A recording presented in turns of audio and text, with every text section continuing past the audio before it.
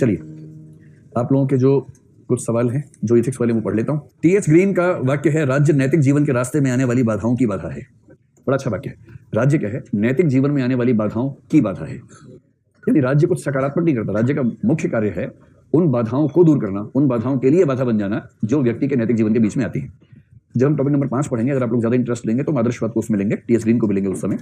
कुछ और भी लोग ऐसे क्या नाम, ब्रेड ले, क्या ले, ब्रेड ले, है ना, तो ब्रेड ले को पढ़ेंगे। ये सब लोग एक ही स्कूल ऑफ थॉट के हैं और इन सबका विचार ये है कि राज्य का मूल काम सिर्फ इतना है कि व्यक्ति के नैतिक जीवन की बाधाओं को दूर करे। तो वही वाक्य टीएस ग्रीन का बहुत प्रसिद्ध वाक्य है। इसके बाद समतावादी और समाजवादी विचारधारा के मध्य एक बार अंतर स्पष्ट कर दें, इन्हें एक वर्ग में क्यों रखा जा सकता है। देखो कॉन्टिन्यूम समझते हो, ये है मार्क्सवाद,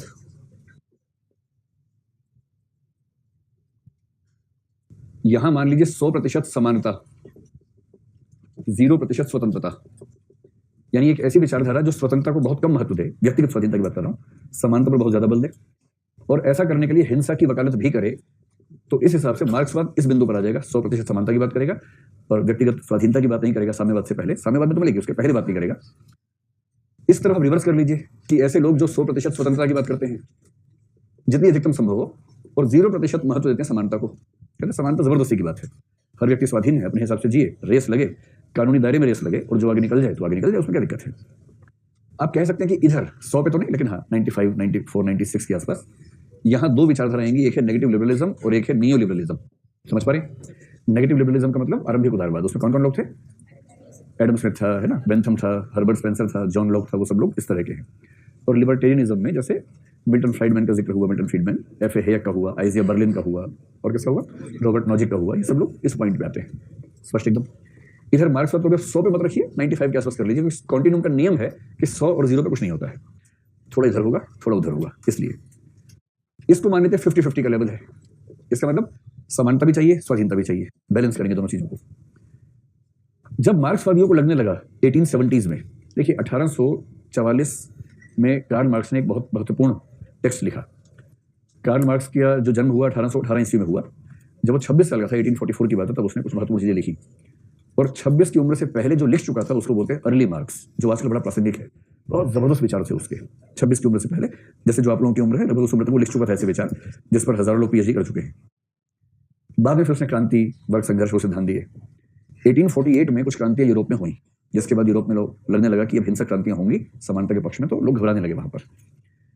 तो ऐसा लगा कि अब हिंसक क्रांति का रास्ता ठीक है, लेकिन अगले 20 साल में इंग्लैंड के शासन ने कुछ ऐसे काम करने शुरू किए जिससे लगने लगा कि राज्य भी कोशिश करके समानता के लिए प्रयास कर सकता है। 1850s का जो दशक है, 60s का जो दशक है, बहुत बुरे दशक है इंग्लैंड के इतिहास में, लेकिन हाँ उस समय वहां की सरकार को ये महसूस होने लगा कि हमें कुछ काम करने पड़ेंगे। ये हुआ तो 1870s की शुरुआत होते होते मार्क्सवाद के भीतर ऐसे लोग विकसित हुए जिन्होंने मार्क्सवाद को खारिज कर दिया।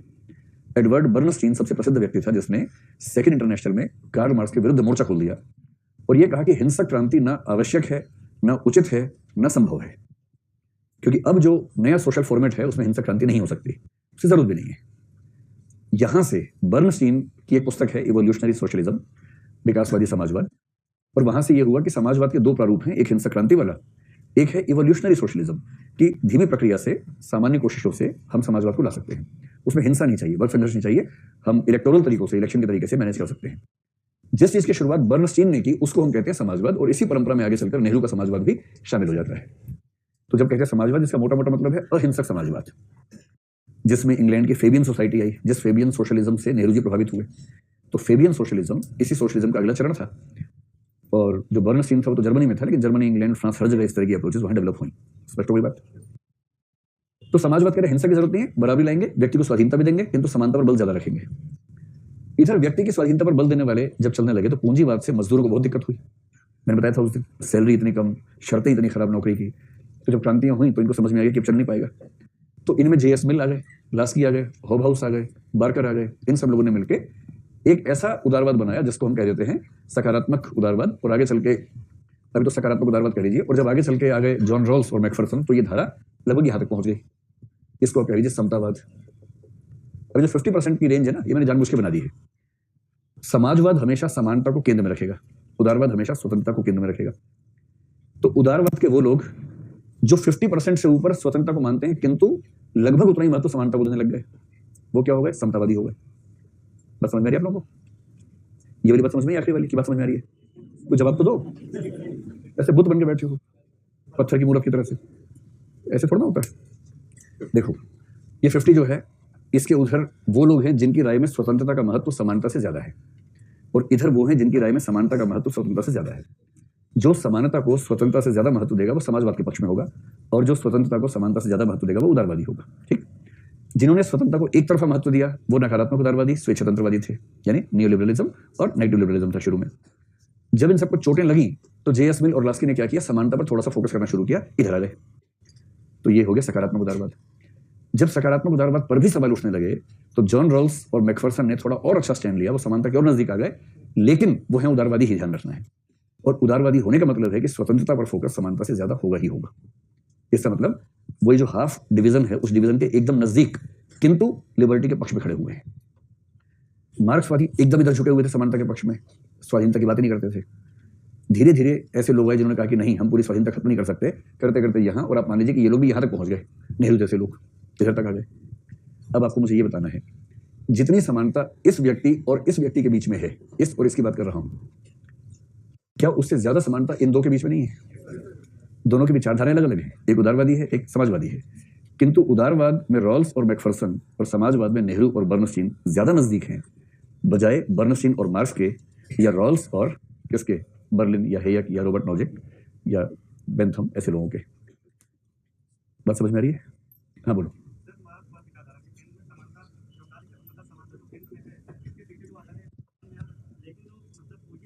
स्वतंत्रता का मतलब व्यक्तिगत स्वाधीनता, हर व्यक्ति स्वाधीन है आगे बढ़ने के लिए, इसलिए कंपटीशन है, और कंपटीशन में जो आगे बढ़ेगा वही सफल होगा। पूंजीवाद का और क्या मंत्र है?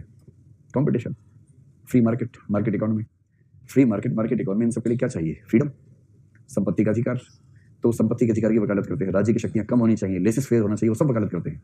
पर अभी हम एक पैरामीटर की बात कर रहे हैं ना, उनके और भी बहुत सारे विचार हैं, लेकिन व्यक्तिगत स्वाधीनता, लिबरलिज्म लिबर से बना है, लिबर्टी से बना है, इसलिए उनका सबसे मूल विचार यही है कि व्यक्ति की स्वाधीनता सबसे बड़ा मूल्य है, उससे बड़ा कोई मूल्य नहीं। देखो व्यक्तिगत स्वाधीनता का तर्क ये है कि हर व्यक्ति समाज में इतनी स्वाधीनता मिलनी चाहिए कि अपना जीवन अपने तरीके से जी सके, और अपना जीवन अपने तरीके से जीने का मतलब अपने फैसले खुद लेना। कंपटीशन समाज में है, मैंने फैसला किया कि मैं नौकरी करूं, आपने फैसला किया उद्यम करें, आपको जो ठीक लगे वो कीजिए। आप जो करना चाहते हैं कई और लोग वही करना चाहते हैं, उनमें कंपटीशन होगा। कंपटीशन में जो जितना अच्छा काम करेगा समाज के लिए वो उतना आगे बढ़ेगा। मार्केट इकोनॉमी इंश्योर करती है कि जिस व्यक्ति का सोशल कंट्रीब्यूशन जितना है उसी अनुपात में बाजार में उसकी मांग होती है, और उसकी समृद्धि ये बताती है कि उसने समाज के लिए कितना कंट्रीब्यूशन दिया है। ये लिबरलिज्म का बेसिक कंसेप्ट है कि मार्केट इज द बेस्ट जज ऑफ डिस्ट्रीब्यूटिव जस्टिस, कि जो समाज के लिए जितना योगदान देगा ठीक उस अनुपात में बाजार में उसकी मांग होगी, और इसलिए उसकी संपदा उतनी ही होगी जितना उसने समाज के हित में योगदान दिया है। यह है नेगेटिव लिबरलिज्म और न्यू लिबरलिज्म की जस्टिस थियरी है। और ये सब तभी होगा जब हर व्यक्ति स्वतंत्र हो अपने हिसाब से काम करने के लिए, अपनी रुचि या अपने जो स्किल्स हैं, जो पूरा उसने अब तक अर्जित किया है उसके लिए काम करने का। समाजवाद में संभव नहीं होता, समाजवाद में राज्य तय करता है कि आप क्या करेंगे और मैं क्या करूंगा। पूंजीवाद में आप तय करेंगे कि आप क्या करेंगे और मैं तय करूंगा कि मैं क्या करूंगा। इसलिए स्वाधीनता की बात करते हैं। ठीक है, चलिए देखो टॉपिक नंबर 7 में जितने सेकंड एआरसी की रिपोर्ट की रिकमेंडेशन है वो सारी इसमें लिखी हुई हैं। उसके अलावा यदि कोई खास कानून का जिक्र है सेकंड एआरसी में ही, सेकंड एआरसी को बेस बनाया था हमने इस टॉपिक के लिए, और उसकी रिपोर्ट हमने 3 रिपोर्ट विशेष रूप से बेस बनाई थी, तो उसका रेफरेंस बार-बार है। यूपीएससी ने अभी तक केवल एक सवाल पूछा है जिसमें पूछा कि सेकंड एआरसी के हिसाब से स्पष्ट का उत्तर दे। एक और सवाल पूछा है जिसका जिक्र केवल सेकंड एआरसी की रिपोर्ट में था, जैसे महात्मा गांधी है, आप खूब पढ़ेंगे। और यूपीएससी ने क्या पूछा? महात्मा गांधी ने 7 पापों की संकल्पना दी है, उनके अनुसार कौन से 7 पाप हैं? गांधी के बारे में 10 बुक्स देखने के बाद मुझे पाप नहीं मिले कहीं भी। बोला कहां से ये पाप ढूंढ रहे हैं भाई, क्योंकि क्रिश्चियनिटी में कंसेप्ट है, 7 सेंस का कंसेप्ट है। अंत में कहां मिला? सेकंड एआरसी की रिपोर्ट में एक पूरा बॉक्स बना के दिया हुआ है 7 पाप की धारणा, कि ब्रिटेन में एक लेखक ने लिखा था ये, उसके जवाब में महात्मा गांधी ने अपने संपादकीय में एक संपादकीय लिखा था कि 7 पाप की धारणा भारत के हिसाब से ये होनी चाहिए, वो लिखा था। पर परीक्षक ने ठीक वहीं से सेकंड एआरसी से सवाल पूछ लिया। इसके अलावा अब तक किसी भी प्रश्न में रेफरेंस सेकंड एआरसी का नहीं है, लेकिन टॉपिक नंबर 7 में आपका उत्तर तब तक अच्छा होगा नहीं जब तक आप अपने उत्तर में बीच बीच में सेकंड एआरसी का जिक्र नहीं कर देंगे। मैं उम्मीद कर रहा हूं कि आप एआरसी समझ रहे होंगे क्या होता है ना। सेकंड एडमिनिस्ट्रेटिव रिफॉर्म्स कमीशन, हमारे देश में हमारे देश में अब तक 2 बार एडमिनिस्ट्रेटिव रिफॉर्म्स कमीशन बने। एक 1966 में बना था, जो उस समय के एक व्यक्ति थे मोरारजी देसाई, उनकी अध्यक्षता में बना। फिर बाद में वो बन गए डिप्टी प्राइम मिनिस्टर, तो उनके बदले के हनुमंथैया नाम के व्यक्ति थे जो उसको उन्होंने पूरा किया। सेकंड बनाया कांग्रेस सरकार ने, ये जो मनमोहन सिंह वाली सरकार थी, उसमें वीरप्पा मोइली उसके अध्यक्ष थे, तो उसके रिकमेंडेशन सभी लेटेस्ट हैं। इस बीच में जितने आयोग बने, संविधान समीक्षा आयोग हो, कुछ और आयोग थे, सेंट्रल स्टेट रिलेशंस वगैरह पे बने, पुंछी आयोग जैसे आपने सुना होगा, मदन मोहन पुंछी आयोग, वो सेंट्रल स्टेट रिलेशंस पे ज्यादा उसने काम किया। इन सरकारी आयोग बना। इन सब आयोगों की रिकमेंडेशंस को भी ध्यान रखते हुए और एक बहुत ही होलिस्टिक तरीके से काम किया सेकंड एडमिनिस्ट्रेटिव रिफॉर्म्स कमीशन ने। उसकी 15 रिपोर्ट सबमिट हुई, जिनमें से 2-3 रिपोर्ट का संबंध टॉपिक नंबर 7 से है, तो मैं बीच में से रेफरेंस दूंगा। तो बस मेरा निवेदन ये है कि टॉपिक नंबर 7 में जब भी उत्तर लिखें, आपके उत्तर में कम से कम 1 या 2 स्थान पर द्वितीय प्रशासनिक सुधार आयोग शब्द लिखा होना चाहिए, आगे कुछ भी लिखा हो। ज्यादा अच्छा है कि आगे वही लिखा हो जो उसमें है। अगर बाई चांस लिंक ना बन रहा हो तब भी ये कह देना। और देखो ये सब आयोग अच्छी बात तो कहते हैं, अब जब भी अच्छी बात कहेंगे तो उसमें होगी ही होगी, आप इस विश्वास से बात कर सकते हैं, लेकिन ज्यादा अच्छा है कि ठोस बात करें, प्रामाणिक बात करें, हल्की बात ना करें। ठीक है, अब बता दो भाई, फिर मैं शुरू करता हूँ अपनी कहानी। हाँ,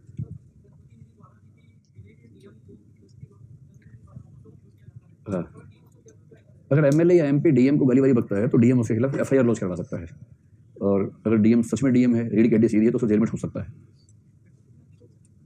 मुख्यमंत्री हो तो कमरा बंद करके दूसरा झापड़ मार के छोड़ सकता है, खुले कमरे में तो नहीं कर पाएगा, है ना। ठीक है, मतलब अगर डीएम करने पे आ जाए और उसको भविष्य की बहुत चिंता ना हो अपने, तो कर सकता है, इतनी पावर रहती है उसके पास। तो सीएम से पंगा बोला तो नहीं लेता है, लेकिन अगर भूतपूर्व सीएम हुआ तो उसको भूतपूर्व व्यक्ति बना सकता है, इतनी पावर रहती है। ठीक है, चलिए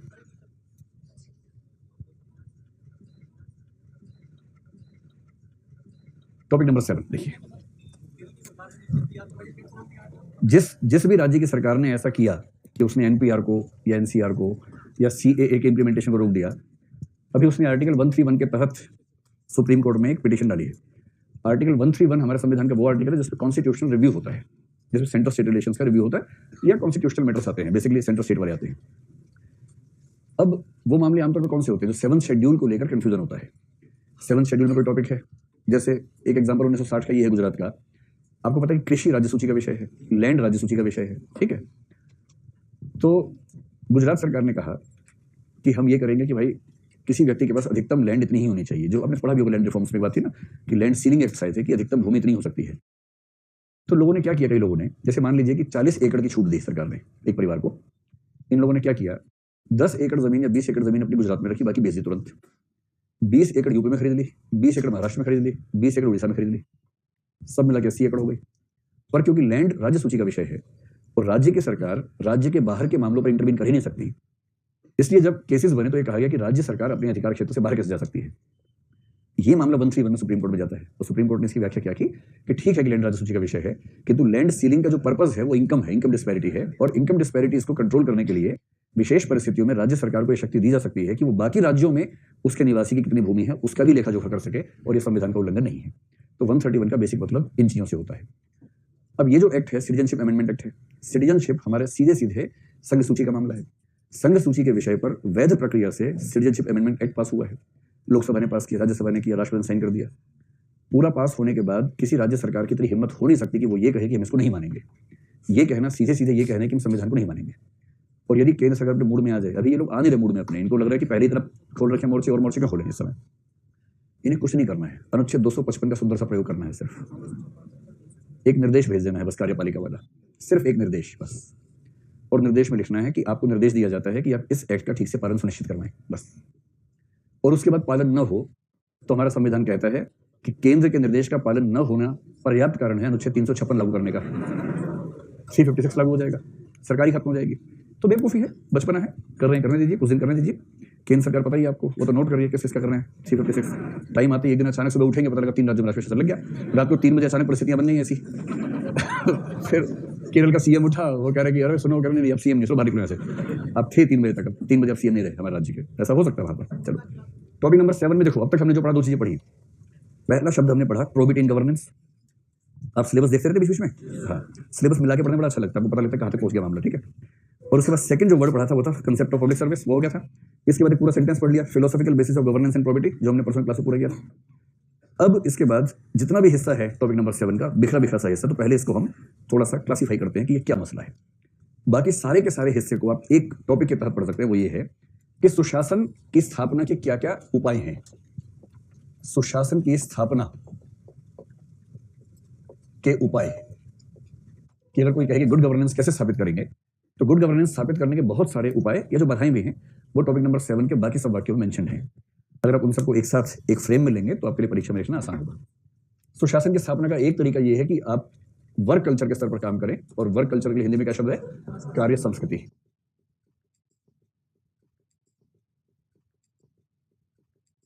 तो पहली बात है कि बढ़िया कार्य संस्कृति होगी तो गुड गवर्नेंस अपने आप आ जाएगी। दूसरा, जिस चीज को कंट्रोल करना है वो है करप्शन।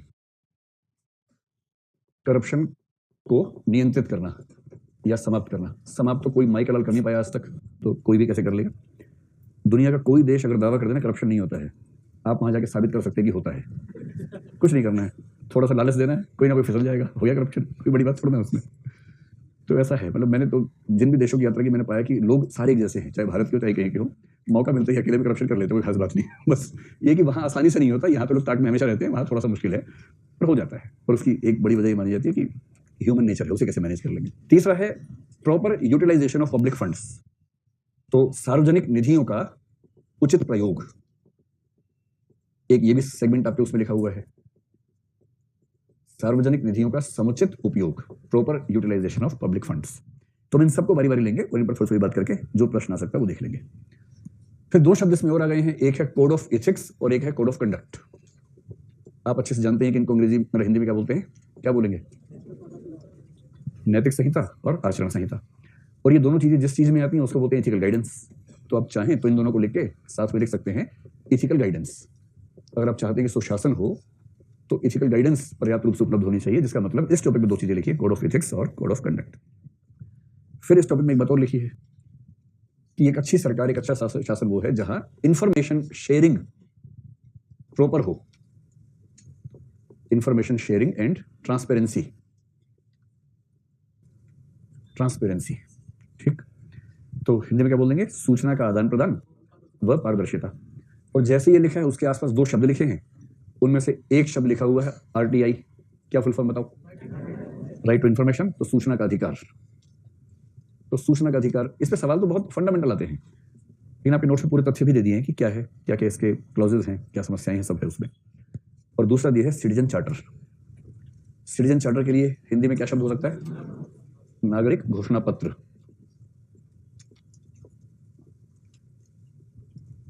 ठीक।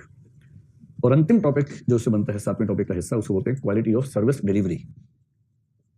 अब सर्विस डिलीवरी के लिए हिंदी शब्द नहीं मिला तो उनका सेवा प्रदाय की गुणवत्ता, क्वालिटी ऑफ सर्विस डिलीवरी। कि राज्य जो पब्लिक सर्विसेज देता है, आपको ध्यान है पब्लिक सर्विस के दो मतलब थे, एक वो सर्विसेज जो राज्य देता है, एक वो लोग जो सर्विसेज दे रहे हैं, ठीक है। तो राज्य जो पब्लिक सर्विसेज देता है, जैसे पानी है, बिजली है, लाइसेंस है, कानून व्यवस्था है, वो सर्विसेज राज्य अच्छे तरीके से दे, ताकि सिटीजन को ये भरोसा रहे कि मैं सम्मान के लायक व्यक्ति हूँ, न कि मैं अपमान और छीछादर के लायक व्यक्ति हूँ। जहां जाता हूँ वहीं गाली खा के आता हूँ ऐसा ना लगे, बल्कि जहां जाता हूँ मेरा सम्मान होता है, ये भाव आना चाहिए। सबसे बुरी स्थिति है जब पुलिस स्टेशन के पास से गुजरते हुए घबराहट होने लगे कि मैं बचूंगा या नहीं। जिनका काम सबको बचाना है, उनसे बचना अगर एक चुनौती हो जाए तो आप समझ सकते हैं कि कितना बड़ा चैलेंज है हमारे सामने। और ये चैलेंज सच में है या नहीं है? पुलिस अपने आप में कई बार डराती है, ये चिंता की बात हो जाती है। खैर, अब करना यह है कि हम, अब पहली बात अगर पूछे सुशासन के उपाय क्या है, आंसर आपके सामने है पूरा। अब इनमें से एक एक को लेकर निपटाते हुए चलना है, और मेरे ख्याल 3 से 4 दिन में शायद, या 4.5 दिन में ये सारे पक्ष हो जाएंगे। इसके साथ ही आपका टॉपिक नंबर 7 भी हो जाएगा। फिर 1-2 दिन की केस स्टडीज। एक टॉपिक जो सिलेबस पे नहीं लिखा हुआ है वो हम करेंगे करीब 2 दिन तक, जिसका नाम है अप्लाइड एथिक्स। उसमें हम देखेंगे कि व्यावहारिक जीवन में एथिक्स कौन कौन से हैं, जैसे मेडिकल एथिक्स क्या है, बायो एथिक्स क्या है, एनवायरमेंटल एथिक्स क्या है, स्पोर्ट्स एथिक्स क्या है, जर्नलिज्म एथिक्स क्या है। क्योंकि उनमें से 2 पे सवाल आ चुका है। एक तो आ चुका है एनवायरमेंटल एथिक्स पे, शायद 2 साल पहले आया है, एक मेरे ख्याल से मेडिकल एथिक्स पे भी आया है। तो बेहतर है कि जो 7-8 मेन ब्रांचेज हैं अप्लाइड एथिक्स की, उनको हम तेजी से 1-2 दिन में कर लें, उसके नोट्स आपको मिल जाएं। फिर आप सभी अस्त्रों शस्त्रों से सुसज्जित होकर तिलक लगाकर युद्ध की ओर प्रस्थान करें कि पूछ जालिम क्या पूछता है हमसे, इस भाव से, है ना, कॉन्फिडेंस ही रहना चाहिए। तो हम शुरुआत करेंगे वर्क कल्चर से, कार्य संस्कृति।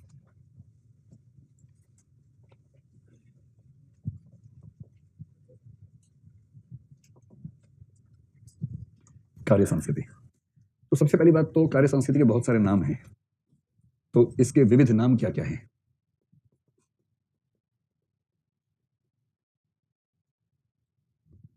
फिर देखेंगे कि इसका अर्थ क्या है। अगर सब बेसिक मीनिंग आपको बताना पड़ जाए तो उसमें क्या क्या चीजें आप बता सकते हैं।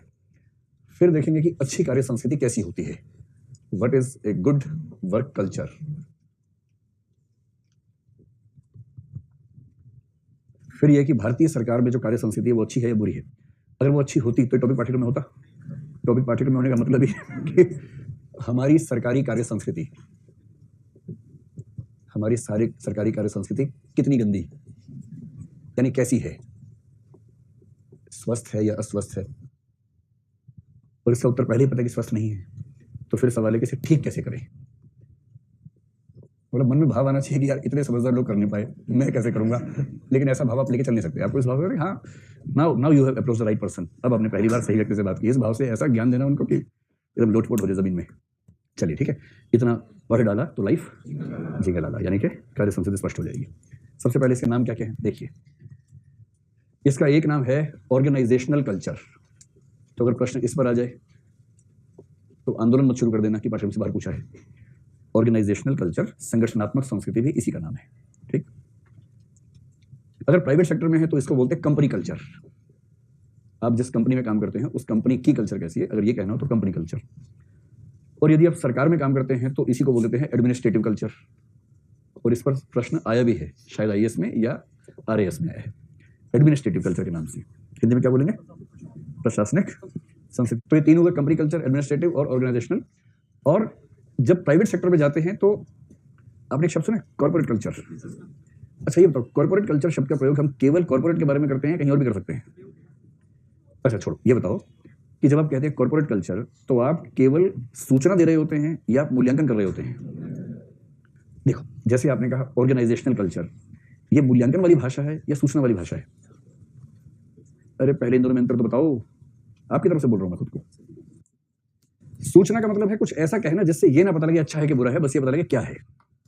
क्या है का जवाब सूचना, कैसा है का जवाब मूल्यांकन।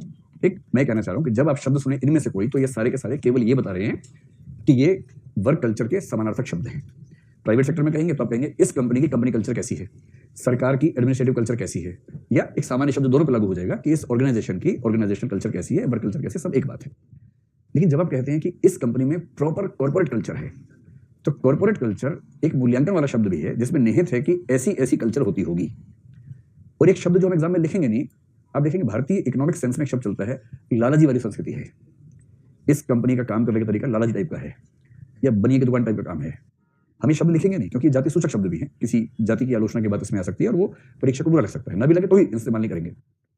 पर हमारे समाज में जब हम कहते हैं कि इस कंपनी या इस फर्म की कार्य संस्कृति लालाजी की दुकान जैसी है, हम क्या कहना चाह रहे होते हैं कि वो बहुत ही व्यवस्थित कार्य संस्कृति है, या एक कंजूस व्यक्ति के दिमाग से होने वाले सारे फैसले वहां पर होते हैं, हम ये कहना चाह रहे होते हैं। इसका मतलब जब आप किसी वर्क कल्चर को मूल्यांकन परक नामों से बोलते हैं तो आमतौर पर एक दो शब्द और भी आ सकते हैं, और उनमें एक शब्द है कॉर्पोरेट कल्चर। कॉर्पोरेट कल्चर का मतलब क्या, बहुत इमोशनल मामला होता है, ये एकदम रूल्स रेगुलेशंस प्रॉफिट लॉस वो सब रहता है। प्रॉफिट लॉस रूल्स रेगुलेशंस रहती है लेकिन नियम से रहता है, किसी एक व्यक्ति के मन से चलेगा ऐसा नहीं होगा, जो कॉर्पोरेट गवर्नेंस में पढ़ा हम लोगों ने। और दूसरा जो हमें शब्द लिखना नहीं है, आप लिखने के लिए चाहें तो कह सकते हैं परंपरावादी, कि इस कंपनी की कार्य संस्कृति बेहद परंपरावादी है।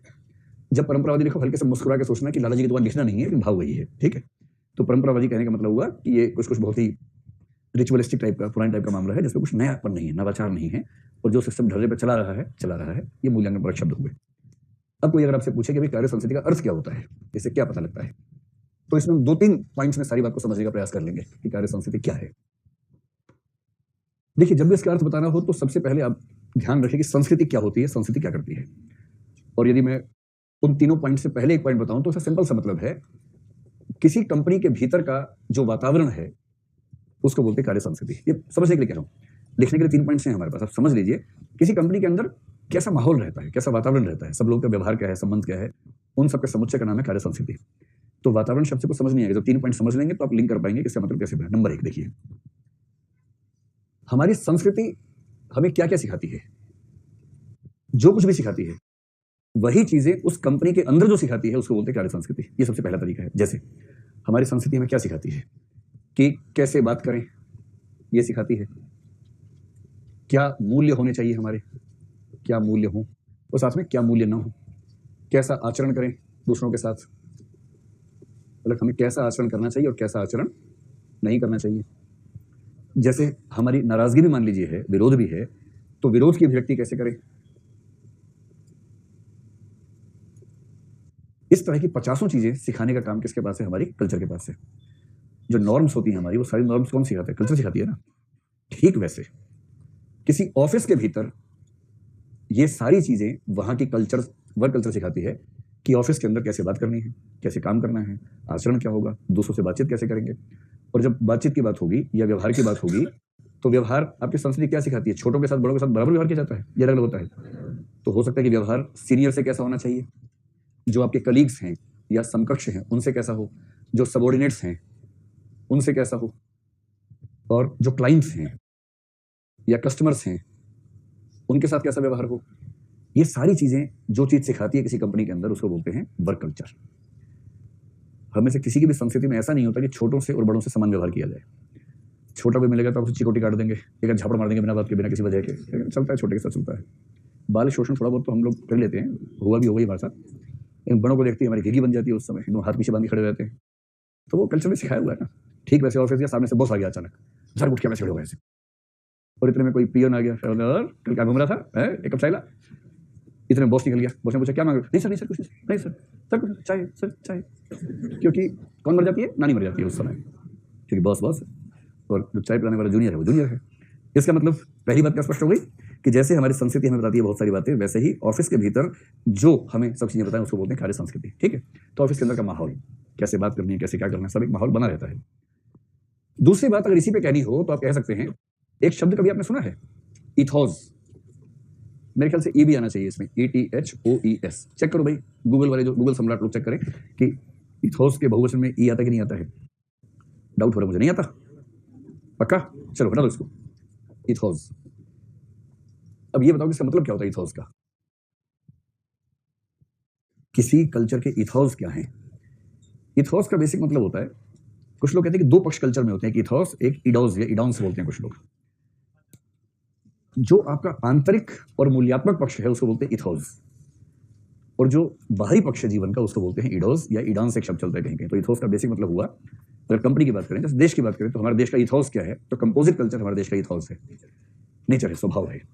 तो हमारे देश का इथोस क्या है, सहनशीलता हमारे देश का इथोस है, सामान्यतः, कभी कभी नहीं भी होता है लेकिन सामान्यतः रहता है। ठीक वैसे किसी समाज का चरित्र क्या है, आंतरिक चरित्र क्या है, उसको बोलते हैं, उसका इथोस क्या है। तो किसी कंपनी का इथोस यानी कि आंतरिक चरित्र, किसी कंपनी का मूल्य का ढांचा क्या है, इसको बोलते हैं इथोस। और इथोस में क्या क्या चीजें शामिल होती हैं, अगर आप चाहें तो 4-5 शब्द कम से कम लिख के अपना काम चला सकते हैं। पहला है उस कंपनी का विजन क्या है, विजन के लिए सही शब्द हिंदी में क्या हो सकता है, नजरिया, दृष्टिकोण क्या है, लक्ष्य क्या है, तो लक्ष्य एक शब्द लिख लीजिए, लक्ष्य। दूसरा लिखिए नजरिया, उस कंपनी का नजरिया या दृष्टिकोण क्या है। फिर वह कंपनी किन मूल्यों पर टिकी हुई है, उसमें किन बेसिक वैल्यू सिस्टम्स को फॉलो किया जाता है। चौथा है नॉर्म्स क्या क्या है, नॉर्म्स यानी प्रतिमान। आप देखेंगे प्राइवेट सेक्टर में बहुत सारी कंपनियों में कर्मचारियों के लिए मानवाधिकार बचाए रखना बहुत बड़ी चुनौती होती है। मालिक लोग ये मान के चलते हैं कि उनका मूल अधिकार है कर्मचारियों से बदतमीजी से बात करना, मतलब घोर बदतमीजी से, और उन्हें रत्ती भर संवेदना नहीं होती कि संयोग की बात है कि मैं मालिक हूं और वो एक सेवक है। इसका उल्टा हो सकता था, संयोग की बात है। पर बेरोजगारी क्या नहीं करवाएगी, सब करवाती है, वो बेचारे काम भी करते हैं, गालियां भी खाते हैं। तो प्रतिमान क्या है, उस कंपनी के लोग किन प्रतिमानों पर आचरण कर रहे हैं, वो सब मिलकर बनता है उसकी वर्क कल्चर। आपने अब्राहम मैस्लो का नाम सुना है कभी? बहुत जल्दी हम लोग उसको पढ़ने वाले हैं, उससे हम शायद ये समझ पाएंगे कि जीवन के अलग अलग चरण में व्यक्ति की क्या उम्मीदें अलग अलग हो जाती हैं। और किसी व्यक्ति के बारे में फैसला करते समय उसका ध्यान रखेंगे ना कि वो कौन से फेज में चल रहा है जीवन के, तो फैसले आमतौर पर ठीक हो जाएंगे, वरना उसमें घपला होने का स्कोप रहता है। तीसरी बात है इसकी पहचान कैसे कर सकते हैं। तो कुछ लोगों ने कहा कि किसी कंपनी की कार्य संस्कृति को पहचानने का सबसे अच्छा तरीका है, या पहचानने के जो तरीके हैं उनमें सबसे अच्छा तरीका है अवलोकन। अवलोकन के लिए दूसरा शब्द है प्रेक्षण। आप सोचोगे पहला ही आतंकवादी शब्द था, दूसरा सुपर आतंकवादी शब्द हो गया है, तो देखते कि आप में से कौन अवलोकन या प्रेक्षण का अंग्रेजी शब्द बताएगा। ऑब्जर्वेशन। हम ऑब्जर्व कर सकते हैं, और ऑब्जर्वेशन कैसे होता है, ऑब्जर्वेशन का मतलब है कायदे से देखना, घूरना नहीं। ऑब्जर्वेशन का मतलब ध्यान से देखना, कोई महत्वपूर्ण डिटेल न छूटे, कोई महत्वपूर्ण पक्ष न छूटे, गौण पक्षों पर नजर ज्यादा न जाए, इस तरह से देखना, और देखने के बाद कुछ उसके बारे में ठोस तथ्य इकट्ठे कर पाना। क्या ऑब्जर्व करते हैं, ऑब्जर्व ये करते हैं कि उस कंपनी के लोग कैसे कार्य करते हैं, कितना कार्य करते हैं, उनका ऑफिस में आना जाना, टाइम पे आते हैं कि नहीं आते हैं, टाइम से लेट तक रुकते हैं कि नहीं रुकते हैं, वो चीज। तीसरी बात जो पहले पॉइंट में था उसी बात थोड़ा सॉल्व कर लीजिए, उनका आपस में व्यवहार कैसा है।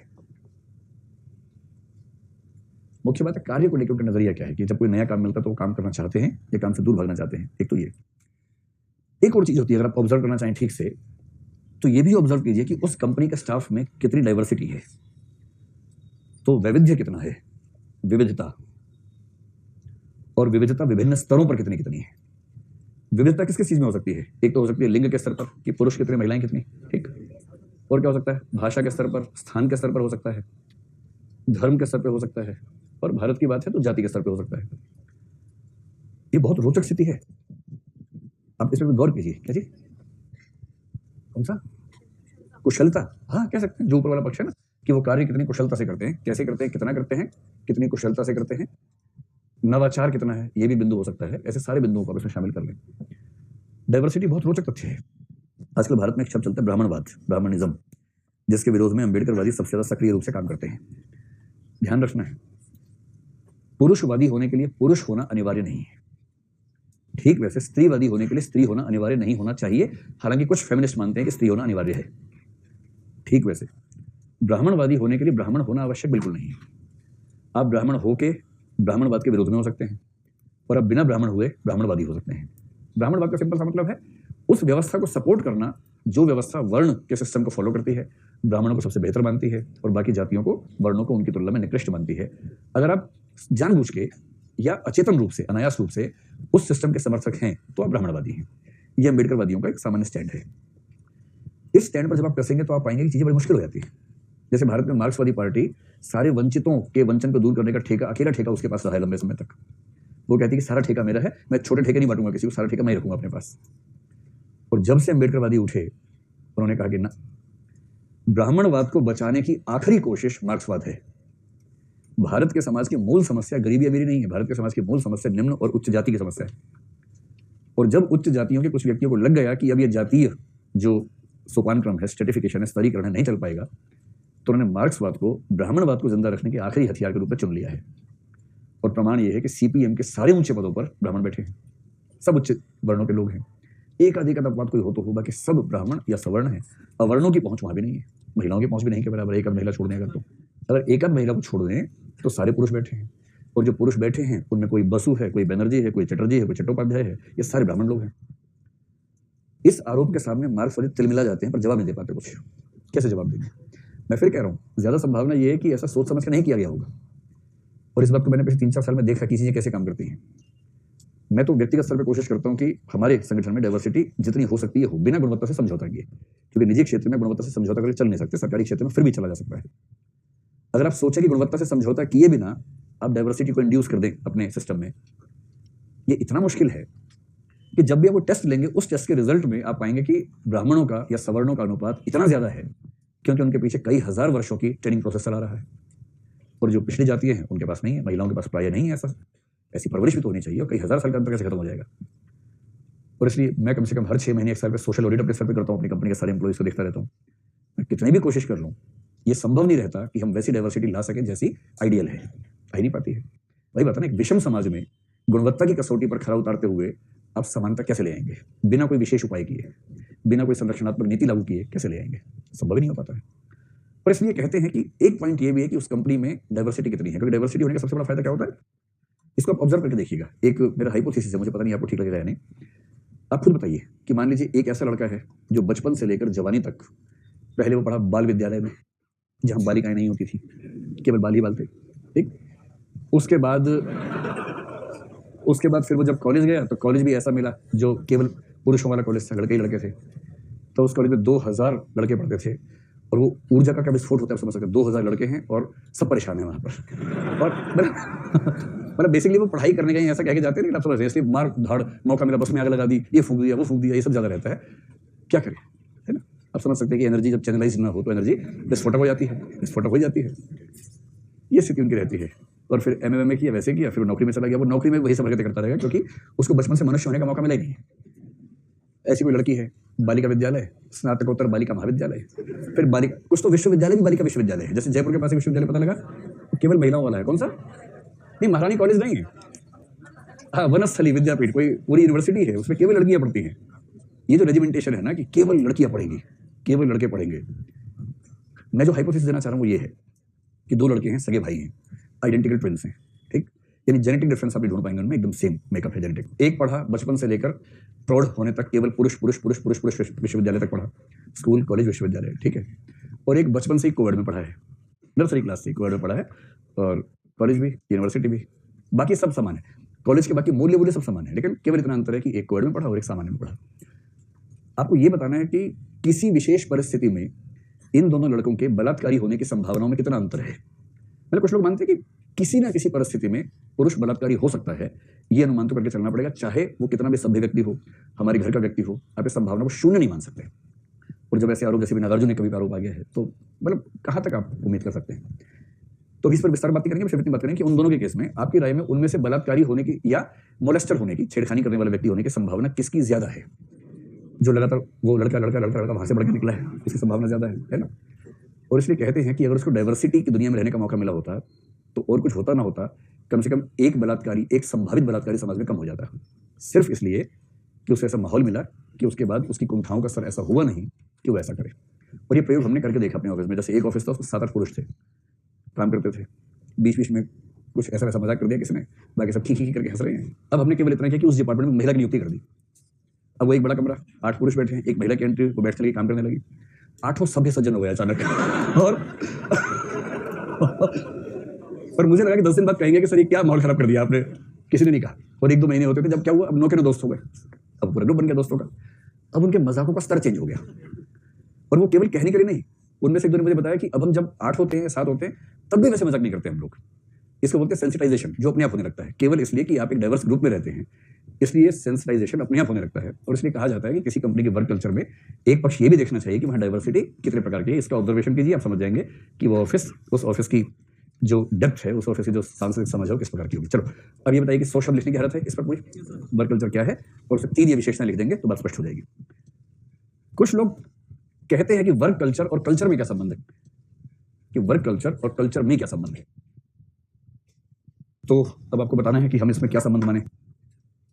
फिर गोले ही गोले बनाएंगे। बताइए, एक तो ये हो सकता है, एक ये हो सकता है, एक ये और एक ये। सबसे पहले बताएंगे भारत की शान। बताओ शान, 3rd नंबर। तो कितने लोग आप में से नंबर 3 मानते हैं? अरे बाप रे, अपार बहुमत है। तो मान लेते हैं लगभग 300 लोगों ने ऐसा कहा। दूसरा दूसरे में एक व्यक्ति ऐसे करने लगा, उसने कोई नहीं तो ऐसे नीचे कर लिया से, तो इसको मान लेते हैं आधा व्यक्ति है। पहले वाले के पक्ष में कोई भी नहीं, 0। और चौथे के पक्ष में एक है नहीं, चलिए एक व्यक्ति है। क्या जबरदस्त बहुमत देखो, 301.5 वोट में 300 वोट एक को मिले हैं। लेकिन ये हो सकता है कि आंसर गलत हो इसके बाद भी, क्योंकि ज्ञान की दुनिया में बहुमत हमेशा ठीक नहीं होता। बहुमत से केवल मेले और एमपी चुने जाते हैं, बहुमत से सुकरात और प्लेटो नहीं चुने जाते, है ना। लेकिन एक अनुमान के मुताबिक ठीक बात है आपकी। पहले आपको समझाता हूं, फिर आप बताइए कि इनमें से कौन सा चित्र बनेगा, उसके बाद देखेंगे। मेरा भी दावा नहीं है, मुझे डाउट हल्का सा है कि शायद ये ना हो, शायद ये वाला हो जाए। ये डाउट है। अभी आप तनाव मत लीजिए, कई लोग कह रहे हो नहीं सकता। अभी थोड़ा वेट तो कर लो यार, एक मिनट रुक तो जाओ। ऐसी क्या हड़बड़ी है, क्या छूटा जा रहा है हमारा, थोड़ा समझते हैं, पहले उसके बाद बात कर लेंगे। ठीक है, चलो। तो पहली बात तो ये है, कुछ लोग मानते हैं, जैसे एक व्यक्ति का नाम, ये जर्मनी का होगा, उसका नाम की स्पेलिंग ऐसी है, होफस्टेड। जर्मनी में नाम प्रायः इस तरह के पाए जाते हैं। होफस्टेड ने एक थियरी दी जिसको बोलते हैं कल्चरल डायमेंशन थियरी, सांस्कृतिक आयाम का सिद्धांत, कल्चरल डायमेंशन थियरी। ठीक है। और इस सिद्धांत के तहत इसने वही बात कही जो बात आप कह रहे हैं, और वो कह रहा है कि संस्कृति और कार्य संस्कृति में ये संबंध है जो आप लोगों ने संपूर्ण बहुमत से बताया, कि जैसी किसी देश की संस्कृति होगी वैसी ही उस देश के अंदर काम करने वाले उद्यमों की कार्य संस्कृति होगी, ये उसने कहा। तो हम इस बात को एक दो एग्जांपल समझ भी सकते हैं, कैसे होती है कार्य संस्कृति, कैसे काम करती है। जैसे अगर इसके एग्जांपल्स आपको लेने हों तो उदाहरणों के स्तर पर एक चीज आप ये देख सकते हैं कि हिरार्की एक चीज होती है, सोपान क्रम। आप किसी कंपनी के सोपान क्रम को देखकर ये समझ सकते हैं कि उस समाज में सोपान क्रम कैसे होते होंगे। हिरार्की स्ट्रक्चर्स में ये बात सबसे ज्यादा आसानी से देखी जा सकती है। ठीक, अब इस पर 2-4 बातें गौर करते हैं। भारत की बात कर रहे हैं।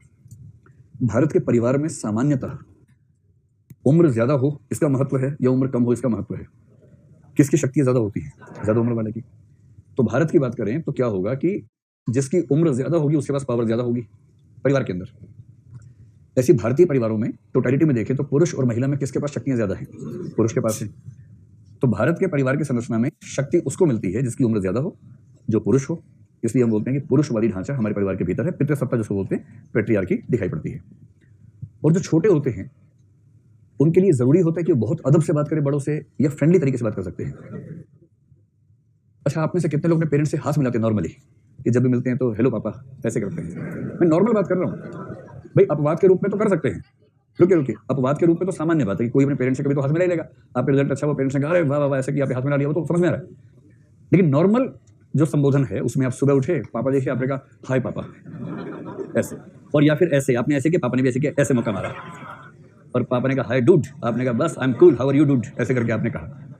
ऐसा आमतौर पर नहीं होता होगा ना कि हाथ पापा से कैसे मिलाएंगे, होता ही है हमारी जो हाथ मिलाएंगे पापा से, है ना। जिंदगी में 2-4 बार मौका ऐसा मिल जाता है, अलग बात है, लेकिन सामान्यतः तो आप क्या करेंगे, या तो पैर छूएंगे, और जिनको पैर छूने की अनुमति नहीं है वो क्या करते हैं, ऐसे करके प्रणाम पापा, प्रणाम पापा, एकदम खुद को खुद के अंदर समेट लेते हैं, उसके बाद प्रणाम करते हैं। ये अदब रहता है।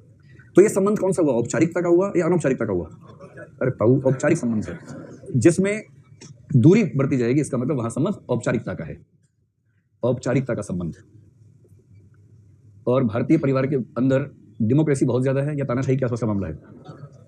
पर डेमोक्रेसी वहीं तक चलती है जहां तक तानाशाही की शुरुआत की जरूरत ना पड़े। जैसे कई पेरेंट्स बोलते हैं हाँ बच्चों बताओ, तुम बताओ बच्चों आज क्या खाना चाहते हो बच्चों, और अगर बच्चों ने छूट पटांग बोल दिया, अगर बच्चों ने वही बोला जो बाप सुनना चाह रहा था, फिर बाप बोलता है very good choice, very good choice, बच्चों की अम्मा यही बना दो। और यदि बच्चों ने बोल दिया पिज्जा खाना है या कुछ चाउमीन खाना है, तो फिर आंख तड़े के बाद बोलता है इसलिए तुम्हारा दिमाग खराब हुआ पड़ा है, फास्ट फूड खाते हो, दिमाग चलता नहीं है। तो फिर बच्चे सहम के बोलते हैं नहीं पापा घी और तोरी खाने का मन कर रहा है, हम कद्दू खाएंगे पापा, हम कद्दू की औलाद है तो कद्दू ही खाएंगे, हमें कद्दू ही खिलाओ। तो फिर बाप बोलता है वेरी गुड चॉइस। और इस प्रकार से लोकतंत्र कैसे काम करते हैं घर के अंदर बताइए। तो इसको हम क्या बोल देंगे, लोकतांत्रिक माहौल रहता है या अधिकार तंत्र रहता है, अथॉरिटेरियन, अथॉरिटेरियन सिस्टम या अधिकारात्मक, है ना। अब आप ये बताओ, अब भारतीय किसी कंपनी या सरकार की ऑफिस की कल्पना कीजिए, कोई स्कूल, कोई कॉलेज, कोई ऑफिस, प्राइवेट सरकारी, किसी कल्पना कीजिए, आपको सबसे ऊंचे पदों पर ज्यादा पुरुष नजर आएंगे, महिलाएं नजर आएंगी? पुरुष नजर आएंगे, क्योंकि परिवार में पुरुषों का महत्व है। दूसरी बात, भारत के ऑफिस में जो बॉस है और जो उसके अंडर काम करने वाले हैं, उनका संबंध दोस्ती वाला है या उनके संबंध में बहुत अनुशासन काम करता है? अनुशासन। सर सर, पुलिस वालों से तो बात करना, एक वाक्य में 8 सर निकलते हैं उनको, sir sir sir sir sir sir sir sir sir ऐसे बोलते हैं, सच में ऐसे बोलते हैं, हाँ सच में ऐसे बोलते हैं, क्योंकि उनको आदत हो जाती है आज्ञाकारी होने की, अनुशासन पालन करने की। आप जब पुलिस में आएंगे तब देखिएगा, अभी आपको हंसी आ रही है, सच में ये हाल हो जाता है। और उसके बाद है अथॉरिटेरियन सिस्टम, और इसका मतलब ऑफिस के कल्चर में बहुत लोकतंत्र नहीं है। ऐसे बॉस बहुत कम मिलेंगे जो अपनी राय के विरुद्ध कोई राय सुनने को तैयार हो। इसलिए कहते हैं ऑफिस में कि बॉस को हमेशा यस मैन पसंद आता है, यस मैन। बॉस सुझाव दे, सब बोले yes sir, perfect sir, perfect sir, इतना मौलिक आपने सोचा कैसे सर? बॉस बोलते यही सही आदमी है, और जैसे हल्का सा बोले सर ठीक तो है लेकिन सर इसमें 3 दिक्कतें आ जाएंगी, ये अगली बार से बॉस मीटिंग में बुलाएगा ही नहीं उसे, क्योंकि वो सवाल खड़े करता है। और ये केवल ऑफिस में होता है या स्कूल में, क्लास में भी ऐसा होता है? क्लास में भी ऐसा होता है। और इसका मतलब ये हुआ कि हम एक निष्कर्ष निकाल सकते हैं कि हमारे देश में जो वर्क कल्चर है वो सामान्यतः हमारे हिरार्की स्ट्रक्चर्स को मैच करती है।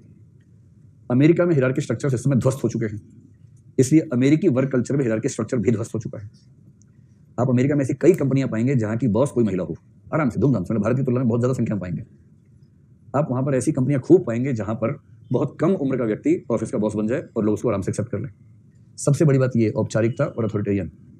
1970s के बाद से अमेरिकन वर्क कल्चर में नया कंसेप्ट आ गया कि जितना अनौपचारिक रहेगा ऑफिस का माहौल, कार्य उतना बेहतर होगा। पहले वो भी ऐसे ही थे कि ऑफिस जाना कोट टाई टक टक टक या साड़ी पहन के टक टक करते हुए जाना है। अब वहाँ आदमी दिन भर अपने कपड़े संभालने में लगा रहता है, काम पे नजर कम रहती है। अब वहाँ क्या हो गया, कोई ट्रैक सूट पहन के आ गया, कोई टी शर्ट पहन के, कोई निकर पहन के आ गया, कोई टेंशन किसी को नहीं, एकदम सहज रूप से काम करते हैं। औपचारिकता कम हो गई है, औपचारिकता बढ़ी है, अथॉरिटेरियन नहीं है। ऑफिस का बॉस भी बाकी एम्प्लॉय के साथ फ्रेंडली बात करेगा, कोई भी सुझाव दे सकेगा, ऑब्जेक्शन कर सकेगा, डाइवर्सिटी नहीं है इस पर सवाल खड़ा कर सकेगा। और इसलिए कुछ लोग कहने लगे हैं कि अब दुनिया को समझना पड़ेगा कि अच्छी वर्क कल्चर में डाइवर्सिटी का बहुत महत्व होता है। क्या आप इस बात पर 200 शब्द लिखने की स्थिति में है कि कल्चर ही डिसाइड करती है कि वर्क कल्चर कैसी होगी? इसमें एक तर्क है, एक एग्जांपल और लेके बात पूरी कर लेते हैं, 2 से आप समझा पाएंगे कि किसी समाज में व्यक्ति का महत्व ज्यादा है या समाज का या सामूहिकता का महत्व ज्यादा है। यह भी एक पक्ष होता है। जब आप किसी कल्चर को इवेल्युएट करें तो कल्चर की इवेल्युएशन का एक पैरामीटर यह भी है कि वहां व्यक्ति का महत्व कितना है और सामूहिकता का या कलेक्टिविटी का महत्व कितना है। इसके भी आप अंतर समझ सकते हैं। मोटा मोटा बताइए कि भारत और अमेरिका में तुलनात्मक रूप से कहां व्यक्ति का महत्व ज्यादा है, कहां समाज का महत्व ज्यादा है? तो आप कहेंगे व्यक्ति का महत्व कहां ज्यादा है? यूएसए में ज्यादा है। और अमेरिका की तुलना में भारत में सामूहिकता का महत्व ज्यादा है। मतलब वैसे भी ज्यादा है, लेकिन हाँ यूएसए की तुलना में तो है ही। विकसित देशों में प्रायः व्यक्ति का महत्व ज्यादा है। आमतौर पर उनमें भी आपस में अंतर है। जैसे अमेरिका में समाज का उतना महत्व नहीं है, पर इंग्लैंड में समाज का महत्व ज्यादा है अमेरिका की तुलना में। तो अपनी अपनी कल्चर का महत्व है, लेकिन मोटे तौर पर प्रत्येक विकसित देश में व्यक्ति का महत्व, उसको मिलने वाला स्पेस ज्यादा हो जाता है। और हर ट्रेडिशनल कंट्री में और विकसित देशों में, एक आध कंट्री जापान जैसी मान लीजिए, जैसे जापान विकसित देश होने के बावजूद वहां कलेक्टिविटी का महत्व बहुत ज्यादा माना जाता है। आमतौर पर विकसित देशों में, वेस्टर्न डेवलप्ड कंट्रीज में आमतौर पर व्यक्ति का महत्व ज्यादा है। अब सोचिए, जिस समाज में व्यक्ति का महत्व ज्यादा है, अब खुद बताइए कि वहां इमोशंस ज्यादा होंगे या प्रैक्टिकल लाइफ ज्यादा होगी? Practical life. व्यक्ति बड़ा प्रैक्टिकल काम करता है, वो सबसे समझौतों वाले संबंध करता है, इमोशनल रिलेशन नहीं करता है। तो किसी कंपनी में काम करता है, इमोशनल कमिटमेंट कोई नहीं, प्रोफेशनल कमिटमेंट है कि जब भी छोड़ूंगा इतने महीने पहले बताऊंगा, आपकी कंपनी से कोई नुकसान नहीं करूंगा, किसी नई कंपनी को ज्वाइन कर सकता हूं। कंपनी का मालिक उससे इमोशनल उम्मीद नहीं करता, एम्प्लॉई अपनी कंपनी के मालिक से इमोशनल उम्मीद नहीं करता, और दोनों अपने महत्व को समझते हैं, कोई तकरार नहीं है। और जिन समाजों में समाज का महत्व ज्यादा है, वहां समाज व्यक्ति से बहुत अपेक्षाएं करता है, इमोशनल से रिलेशन भी होता है। और इसलिए अमेरिका में जो वर्क कल्चर है, उस वर्क कल्चर में सीधे सीधे कॉन्ट्रैक्ट्स, हायर एंड फायर, ये शब्द सुना आपने, हायर एंड फायर।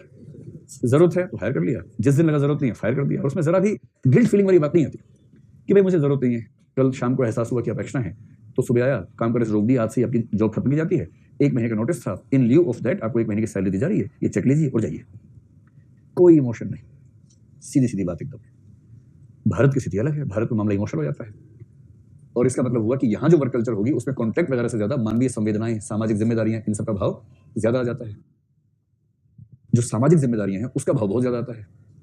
इसे मैं इस रूप में कहना चाहूंगा कि अगर आप, जैसे भारत में है ना, अगर आपके ऑफिस में कोई सीनियर उम्र का निचला कर्मचारी, सबऑर्डिनेट स्टाफ है, और वो गलत काम कर रहा है, और उसके 3-4 बच्चे जो पढ़ाई कर रहे हैं स्कूल में, आपको पता लग गया, आप उसको आराम से हटा नहीं पाएंगे।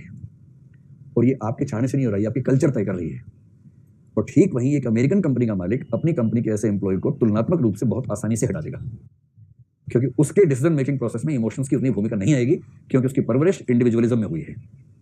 और आपकी परवरिश ये देखते देखते हुई है, सोचते सोचते हुई है कि जब मेरे दादाजी की मृत्यु हो गई थी तो मेरे पापा ने मेरे दोनों चाचाओं और बुआओं को पढ़ाया था उनकी शादी किसी बात में, और मेरी मम्मी ने बड़ा साथ दिया, हालांकि चाचा जी कहते कि भाभी ठीक नहीं है। हर घर में ऐसे ही होता है, हर चाचा को लगता है कि बड़े भैया की पत्नी ठीक नहीं है, जबकि बड़े भैया की पत्नी ने उसकी शादी की होती है, वो नाक पहुंच रहा था, शादी हुई थी बड़े भैया की, लेकिन सबको मन में ऐसे एहसास रहते हैं। और सारे बड़े बेटे घर के अपने सारे भाई बहनों की पूरी जिम्मेदारियां उठाते हैं, क्योंकि वो उस कल्चर का पार्ट हैं जिस कल्चर में कलेक्टिविज्म की भूमिका ज्यादा है। अब बताओ, 200 शब्द लिख लोगे आराम से, हॉफस्टाइल वाली बात। लेकिन ये बात अधूरा सच है, अर्ध सत्य है। तो सच क्या है? आप ये बताएं कि किसी समाज में कल्चर एक होती है या बहुत सारी सब कल्चर्स होती है? बहुत सारी सब कल्चर्स होती है। जैसे आपकी राय में हम सब एक कल्चर के लोग हैं या हमें कल्चर डिफरेंसेस ठीक ठाक हैं? ठीक ठाक डिफरेंसेस हैं। हालांकि बहुत मामलों में हमारे कल्चर सेम भी है, कई मामलों में अलग भी कल्चर है। और इसका मतलब ये हुआ कि जब हम कहते हैं कि एक देश की कल्चर, तो दरअसल हम कहना चाह रहे हैं कि उस देश में बहुत सारी कल्चर्स हैं जो एक दूसरे को काटती भी हैं। कोई बड़ी बात नहीं, कौन सी कल्चर कहाँ से कैसी आ जाएगी, ठीक है? तो बहुत सारी कल्चर्स एक साथ एग्जिस्ट करती हैं। आजकल कंसेप्ट ये चलता है, सब कल्चर्स, किसी एक समाज में कई उप संस्कृतियां एक साथ काम करती हैं। अब आप कहें भारतीय संस्कृति, तो केरल के लोग गाय का मांस भी खा लेते हैं, नागालैंड के लोग गाय का मांस खा लेते हैं, उत्तर भारत के लोग ये सुनते ही वॉमिटिंग करने लग जाते हैं, या उनको खून खोलने लग जाता है कि ये क्या बात हुई। एक संस्कृति कैसे हुई? मुसलमान लोग अपनी सगी बहन छोड़ के बाकी कजन से शादी कर सकते हैं। हिंदुओं में खा पंचायत बैठ जाती है कि तो गोत्र जोड़ के शादी कर ली, अलग तेवर है। एक ही जिले में, एक ही गांव में साथ साथ रहते हैं, और उसी में मुस्लिम परिवार में खुशी से बता रहे हैं कि मेरी शादी अंकल जरूर आना, किससे है? मेरी बहन से है। लाहौल बिला कुव्वत, क्या बोल रहा है, कैसी बात बोल रहा है, मेरी बहन से शादी है। और उसके घर में पता लगा कि एक गोत्र के लोग हैं, इसलिए गर्दन काट दी। और गोत्र का मतलब मार्क्सिस्ट हिस्टोरियन मानते हैं कि जिनकी गाय वैदिक काल में साथ बंधी थी। वैदिक काल में जिनकी गाय एक साथ बंधी वो एक गोत्र है। तो तेरी मेरी शादी क्यों नहीं हो पाई? क्योंकि गाय साथ बंधी थी। कब? 4000 साल पहले गाय साथ बंधी थी, इस वजह से शादी नहीं हो पाएगी। और पड़ोस में मोहम्मद साहब रहते हैं, वो मेरी बहन से शादी करके आ गए। फिर आप कह रहे हैं कल्चर एक ही है, कैसी ये कल्चर है? समझ में नहीं आ रहा है। दोनों की भाषा एकदम एक है, और इसलिए सब कल्चर आपस में काटती है, एक दूसरे को क्रॉस करती है। अब सवाल है कि जब किसी कंपनी की कल्चर बनेगी, उस कंपनी की कल्चर को कौन सी कल्चर के प्रभाव के रूप में देखेंगे? और इसका सबसे अच्छा तरीका यह है, किसी कंपनी में, मान लो ये कंपनी है, उस कंपनी में टॉप लेवल पर जो लोग काम करते हैं वो जिन सब कल्चर से आते हैं। फिर एक बात को ध्यान रखिएगा, उस कंपनी के टॉप लेवल मानिए 3 लोग हैं, तीनों अलग अलग सब कल्चर से आते हैं, सब कल्चर 1, सब कल्चर 2, सब कल्चर 3। सिंपल भाषा में मान लीजिए दिल्ली में कंपनी है, जो पहला उसका मालिक है वो जाट बैकग्राउंड से आता है, मान लीजिए हरियाणा का जाट है, पक्का है, उसका तेवर है, उस तेवर में आता है। दूसरा व्यक्ति मान लीजिए दिल्ली का कोई वैश्य समुदाय का व्यक्ति, वैश्य समुदाय का व्यक्ति है, मान लीजिए उसका सरनेम है केजरीवाल या अग्रवाल, मान लीजिए कोई वाल मतलब लगा लीजिए, ठीक है। और तीसरी मान लीजिए एक महिला है, और वो महिला दक्षिण भारत से, तमिलनाडु से पढ़ के उस कॉलेज में पढ़ रही थी जहाँ एक जाट भाई भी पढ़ रहा था, और जाट भाई इतना स्मार्ट था कि दोनों में प्रेम हो गया और फिर दोनों का ब्याह हो गया, और अभी तीनों पार्टनर्स बनकर कंपनी शुरू कर रहे हैं और तीनों के सब कल्चर अलग अलग है। अब आपको ये बताना है कि इस कंपनी के कल्चर को आप इंडियन कल्चर से जोड़ेंगे या इन तीन की सब कल्चर्स का एलसीएम निकलेगा। लेकिन एक बात और भी है कि इनकी जो अपनी सब कल्चर थी कॉलेज में पढ़ने के समय, वो कल्चर्स वैसी की वैसी बची या चेंज हो गई होंगी? वो भी चेंज हो गई होंगी। और इसका मतलब हो सकता है कि जो जाट बैकग्राउंड का व्यक्ति है वो ठीक वैसे विचार न रखता हो जैसे उसके समाज के बाकी लोग रखते हैं। और इसका मतलब ये हुआ कि दरअसल किसी कंपनी की वर्क कल्चर डिसाइड होती है इस बात से कि उसमें जो टॉप लेवल पे काम करने वाले लोग हैं उनकी वर्क कल्चर क्या है, और उनकी वर्क कल्चर कुछ मात्रा में अपनी अपने सब कल्चर से प्रभावित होती है। कुछ मात्रा में मैं इसलिए कह रहा हूँ कि बाकी कॉलेज से भी तो होगी, स्कूल से भी तो होगी, यूनिवर्सिटी से भी तो होगी। अगर अमेरिका जाके पढ़ के आ रहे हैं, एक साल नौकरी करके आ रहे हैं, वहां के कल्चर को देखा, वो सीखा, वो भी तो आ जाएगा। और इसलिए हॉफस्टेड की पूरी बात नहीं माननी है। आपको कहना है, अंतिम निष्कर्ष जो बनेगा वो ये कि हर समाज में कई संस्कृतियां होती हैं। कंपनी की कार्य संस्कृति इस बात से तय होती है कि कंपनी के सर्वोच्च पदों पर काम करने वाले कौन हैं। लिखना चाहेंगे इस वाक्य को? लिख लीजिए। किसी समाज में कई उप संस्कृतियां होती हैं। किसी समाज में कई उप संस्कृतियां होती हैं। विराम। किसी कार्यालय की कार्य संस्कृति कैसी होगी? किसी कार्यालय की कार्य संस्कृति कैसी होगी, कौमा, यह इस बात से तय होगा, यह इस बात से तय होगा कि उस कार्यालय के वरिष्ठतम कर्मचारी या मालिक किन उप संस्कृतियों से संबंध रखते हैं।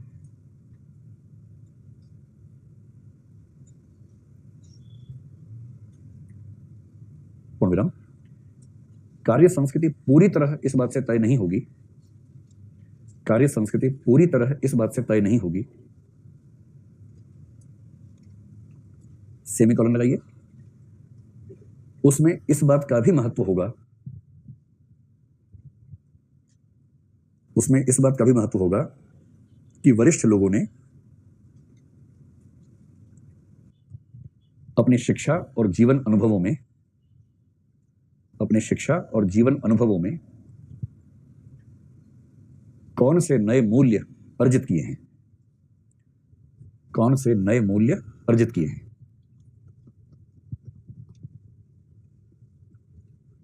चलिए अब तीसरा बिंदु, एक अच्छी कार्य संस्कृति में क्या क्या विशेषताएं होती हैं या होनी चाहिए। अच्छी कार्य संस्कृति, श्रेष्ठ कार्य संस्कृति।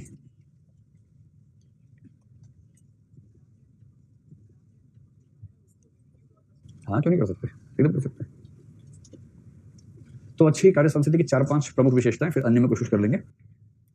सबसे पहली बात, आजकल ये माना जाने लगा है कि उसमें वैविध्य का सम्मान होना चाहिए।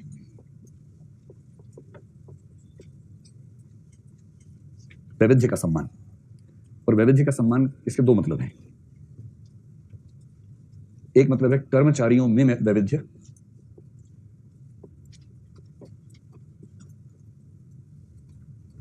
ये तो समझ गए भाई, लिंग, जाति, नस्ल, भाषा, धर्म, वो सारा वैविध्य। अच्छा, कर्मचारी में वैविध्य होने से क्या फायदे होते हैं? अगर कोई आपसे पूछे इससे फायदा क्या होता है, इससे एक फायदा तो ये है कि वो कंपनी अपने आप में पूरे समाज को रिप्रेजेंट भी करती है और समाज में एक अच्छा माहौल बनाने में भूमिका निभाती है। तो ये हो सकता है। और क्या हो सकता है? तो एक तो आप कह सकते हैं कि स्वस्थ सामाजिकता, यानी उस कंपनी में काम करने वाले समाज में ठीक जिम्मेदारी निभाएंगे, कुछ गलत काम नहीं करेंगे। एक तो ये हो गया। दूसरा क्या फायदा होता है? एक फायदा होता है नवाचार का। अगर सब लोग एक जैसी बैकग्राउंड के होंगे तो उनमें नवाचार की संभावना सबसे कम हो जाएगी। डाइवर्सिफाइड बैकग्राउंड के लोगों में किसी भी समस्या को देखने के नए तरीके आ ही जाएंगे। जैसे इकोनॉमिक्स को लेकर बहुत बेसिक समझ क्या बनती है, मैंने कहानी सुनी थी, सच है कि झूठ मुझे नहीं पता, हमें सुनाई गई बचपन में। कहा गया कि दो तरह के सिस्टम से, पर्सनल, इंडिविजुअल, फैमिली इकोनॉमिक्स की बात कर रहे हैं। पहली समझ ये कहती है कि उतना ही खर्च करो जितनी कमाई है। आपने सुना है वो चादर है ना, तेते पांव पसारिए जेती लांबी सौर, अपनी चादर देख लो भाई, उतने ही पैर फैलाओ जितनी चादर है। तो हमें बचपन में बताया गया कि ये हिंदुओं की सोच है और इसलिए हिंदू लोग इकोनॉमिक्स से बहुत आगे नहीं बढ़ पाए। आपने कंसेप्ट ना, हिंदू रेट ऑफ ग्रोथ, एक कंसेप्ट चलता था, नहीं सुना? बहुत प्रसिद्ध इकोनॉमिक कंसेप्ट है कि हिंदू जीवन पद्धति में इकोनॉमिक ग्रोथ रेट मैक्सिमम मेरे ख्याल से 2.2% जीडीपी ग्रोथ बताई गई थी कि इसके ऊपर नहीं जा पाएगी। तो खूब पॉपुलर कंसेप्ट था जो बाद में खारिज किया गया। और हमें बताया गया कि जो बाकी धर्म है, हमें इस्लाम के नाम से बताया गया, उनका कंसेप्ट ये है कि पहले पैर फैलाओ फिर चादर लंबी करनी ही पड़ेगी। मुझे नहीं पता कि इस्लाम में ऐसा मानते हैं नहीं, पर हमने बचपन में ऐसी कहानियां सुनी, और हर धर्म के लोग दूसरे धर्मों के बारे में ऐसी कई झूठी कहानियां सुनते हैं जो सच में नहीं होती हैं, लेकिन सुना देते हैं लोग, क्योंकि उनको पता है कि ये सब पता तो कर नहीं पाएगा, तो कुछ ही बोल दो। लेकिन एक कंसेप्ट समझा दिया कि भैया अगर आगे बढ़ना है ना, पहले खर्चे बढ़ाओ। जब खर्चा बढ़ जाएगा ना, तो कंफर्ट जोन से बाहर निकलोगे, कमाना ही पड़ेगा, कोई चारा नहीं है, और जब कमाना ही पड़ेगा तो कमा ही लोगे। और जब तक इस अप्रोच पे हो कि जितना है उतना में काम चलाना है, तब तक आपका डेवलपमेंट नहीं हो सकती, प्रगति नहीं हो सकती। फिर तो आप बस मैनेज करोगे खींचतान करके। मैं ये नहीं कह रहा कि आप सेकंड अप्रोच जीवन में उतार लें अपने, मैं ये नहीं कह रहा हूँ आपसे, बिल्कुल नहीं कह रहा हूँ। मैं सिर्फ ये कह रहा हूँ कि ये विचार वही दे पाएगा जो आपकी जैसा ना सोचता हो। और यदि किसी कंपनी में सारे एक जैसा सोचने वाले हो गए, तो उस कंपनी में कुछ नवाचार नहीं होगा। और जेएसएल वाली बात ध्यान रखिए हमेशा कि अगर एक भी नया विचार आया, और हो सकता है कि वही वो विचार हो जो आपकी जिंदगी बदल सकता हो, वो विचार आने की संभावना हमेशा तब बढ़ेगी जब आपके यहाँ भिन्न भिन्न प्रकार के लोग काम करेंगे। तो पहली बात तो ये कर्मचारियों में वैविध्य हो, दूसरा भूमिकाओं में वैविध्य हो। अब कुछ लोग कहते हैं कि नहीं, सुपर स्पेशलाइजेशन का जमाना है, एक आदमी एक ही काम करे और स्पेशलाइज करे और स्पेशलाइज करे। लेकिन इंसान और मशीन में जो अंतर होता है ना, उसमें एक बड़ा अंतर यह है कि इंसान हमेशा एक ही काम नहीं कर सकता है, मशीन कर सकती है। इसका मतलब यह हुआ कि कंपनी कोशिश करे कि लोगों को मल्टीटास्किंग बनाए। मल्टीटास्किंग का मतलब विभिन्न प्रकार के कार्य करने का उनको मौका दे, उनसे भिन्न भिन्न प्रकार के कार्य ले। हमेशा ध्यान रखना कि स्पेशलाइजेशन के स्तर पर यह नहीं हो सकता है, लेकिन बाकी सभी स्तरों पर यह संभव है। और जैसे जैसे कंपनी में लोगों को मल्टीटास्किंग का मौका मिलेगा, आप पाएंगे कि जो एम्प्लॉइज हैं उनका सेटिस्फेक्शन का लेवल हमेशा बेहतर होगा, संतोष का स्तर बढ़ेगा। क्योंकि मनुष्य की सबसे बड़ी दिक्कतों में से एक ये है कि बहुत जल्दी वो बोर हो जाता है। एक ही काम करने से जो स्थिति पैदा होती है उसको बोलते हैं मोनोटनी पैदा हो गई है, एक रसता या एक सारता पैदा हो जाती है। अगर आप चाहते हैं कि जीवन में एक सारता पैदा न हो, और एक सारता से जो स्थिति आती है उसको बोलते हैं अलगाव। अलगाववाद नहीं है, ध्यान रखना, कई लोग इसको अलगाववाद लिख देते हैं। अलगाव का मतलब लगाव खत्म हो जाता है, किसी से काम से लगाव खत्म हो गया, अपने आप से, अपने जीवन से, अपनी रुचियों से, हर चीज से लगाव खत्म होता है। अलगाव के लिए अंग्रेजी शब्द है एलियनेशन, जिस पर कार्ल मार्क्स ने बहुत विस्तार में अपना रिसर्च लिखा है। इसलिए एक अच्छी वर्क कल्चर में प्रत्येक व्यक्ति को इतना मौका मिलता है कि वो बदल बदल के काम कर सके, भिन्न भिन्न स्तर पर काम करे, इससे उसका सेटिस्फेक्शन का इंडेक्स ऊंचा रहता है। स्पष्ट होगी यहाँ तक बात? चलिए, एक बात ये हुई। अब आइए दूसरी बात पर। अच्छा, आईएएस की नौकरी सबसे अच्छी क्यों मानी जाती है भारत में? उसकी दो वजह हैं। एक तो वो वजह है, आईएएस से नीचे समझौता मत करना, क्योंकि परलोक में तो ईश्वर है, यह लोक में जो ईश्वर का प्रतिरूप है ना, उसी का नाम आईएएस है। इतनी ताकत है। इन ताकत से ज्यादा सुंदर उसमें क्या है? डाइवर्सिटी। वो किसी और नौकरी में नहीं। आप आईएएस बनोगे ना, बचपन से बुढ़ापे तक सबका टैक्सी काउंट करते रहोगे, बस फाइल थोड़ी मोटी होती जाएगी। पहले एक आदमी की फाइल आएगी जो 50,000 का 12 साल का, उसी में आप लगे होंगे कि कैसे फंसाऊं। बढ़ते बढ़ते अंत में 50,000 करोड़ की फाइल आ जाएगी कि ये किसी मुकेश अंबानी की फाइल आपके पास है, क्योंकि आप chief commissioner of income tax हो गए। अंतर इतना ही है कि आपके पास जिसकी फाइल है उसका लेवल क्या है। पर आईआरएस में आपको ज्वाइन करने से रिटायर होने तक फाइल ही चेक करनी है। आईएएस आईएएस है, ये बाकी ध्यान रखना हमेशा। नौकरी केवल एक है, आईएएस, बाकी नौकरियां हैं। अलंकार है, अलंकार। नौकरी केवल एक है, आईएएस, बाकी तो नौकरियां हैं। उनमें आप जिंदगी भर ही काम करेंगे। पुलिस में डंडा लेके घूम रहे जिंदगी भर, आईएएस में तो पता है। अभी आप होम सेक्रेटरी बन गए, सारे पुलिस वाले आपके अधीन हो गए। फिर आप रूरल डेवलपमेंट सेक्रेटरी बन गए, पूरा गांव, पूरे देश के गांवों के विकास की भूमिका आप निभा रहे हैं। जल संसाधन मंत्रालय में चले गए, पूरे देश का पानी आपका हो गया, सारी पानी की समस्या आप ठीक कर रहे हैं। इतनी डाइवर्सिटी कहाँ किसी को मिलती है, वो फायदा है। चलो, दूसरा है समानता। समानता की गारंटी। एक अच्छी कार्य संस्कृति में कर्मचारियों को इस बात की गारंटी रहती है कि उनके साथ समान व्यवहार किया जाएगा। और समान व्यवहार का मतलब क्या है? कोई भेदभाव नहीं होगा। भेदभाव किसमें नहीं होगा? वेतन में, सुविधाओं में, प्रमोशंस में, यानी कि प्रोन्नति। जो मसले कर्मचारियों को प्रभावित करते हैं, वेतन, सुविधा, प्रोन्नति वगैरह, उसमें किसी व्यक्ति के विरुद्ध भेदभाव नहीं होगा। यह भरोसा उस कंपनी या ऑफिस में सब व्यक्तियों को रहे तो ठीक रहता है। जहां ऐसा लगने लगे कि किसी से भेदभाव हो रहा है, तो इसका मतलब है कि अब वो ठीक नहीं है। हाँ, इसका मतलब ये नहीं है कि सब एकदम बराबर रहेंगे, केवल योग्यता और मेहनत के आधार पर अंतर होंगे। तो तार्किक अंतर हो, इसमें कोई दिक्कत नहीं है। और तार्किक अंतर का मतलब क्या है? अगर किसी की योग्यता ज्यादा है, अगर किसी ने मेहनत ज्यादा की है, किसी ने परफॉर्मेंस बेहतर किया है, रिजल्ट्स बेहतर दिए हैं, निष्पादन बेहतर किया है, तो उसी के अनुपात में उस व्यक्ति को एक्स्ट्रा बेनिफिट्स मिलेंगे। और ये बात पूरी कंपनी को पता हो कि आगे बढ़ने का एक ही तरीका है, और वो है काम बढ़िया करेंगे तो आगे बढ़ेंगे, नहीं तो सामान्य गति से जैसे सब लोग आगे बढ़ते हैं वैसे ही आगे बढ़ेंगे। ठीक है। तीसरा, कर्मचारियों को कुछ भयों से स्वाधीनता मिलनी चाहिए। भयों से स्वाधीनता, कुछ प्रकार के भय या भयों से स्वाधीनता, स्वतंत्रता। किस किस चीज का भय नहीं होना चाहिए किसी कर्मचारी को? पहली बात लिखिए, इस बात का भय नहीं होना चाहिए कि उस व्यक्ति को बिना कारण के निकाला जा सकता है। बिना कारण के निकाले जाने, वरना व्यक्ति बेचारा इसी में जुगाड़ में अटका रहता है कि किसी तरह से नौकरी बचाए रखूं, और फिर वो काम कम करता है, चापलूसी ज्यादा करता है।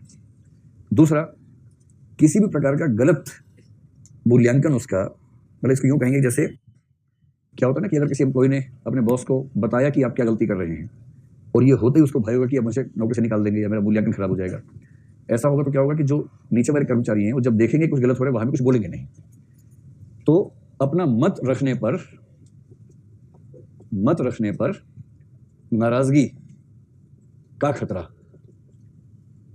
ये अगर किसी वर्क कल्चर में, तो इसका मतलब वहां लोग कंपनी की गलतियों को अपने बॉस को बता नहीं पाएंगे, और धीरे धीरे जब चीजें सड़ जाएंगी उसके बाद फिर समझ में आएगा, फिर चीजें थोड़ी सी खराब हो जाती है। ठीक है।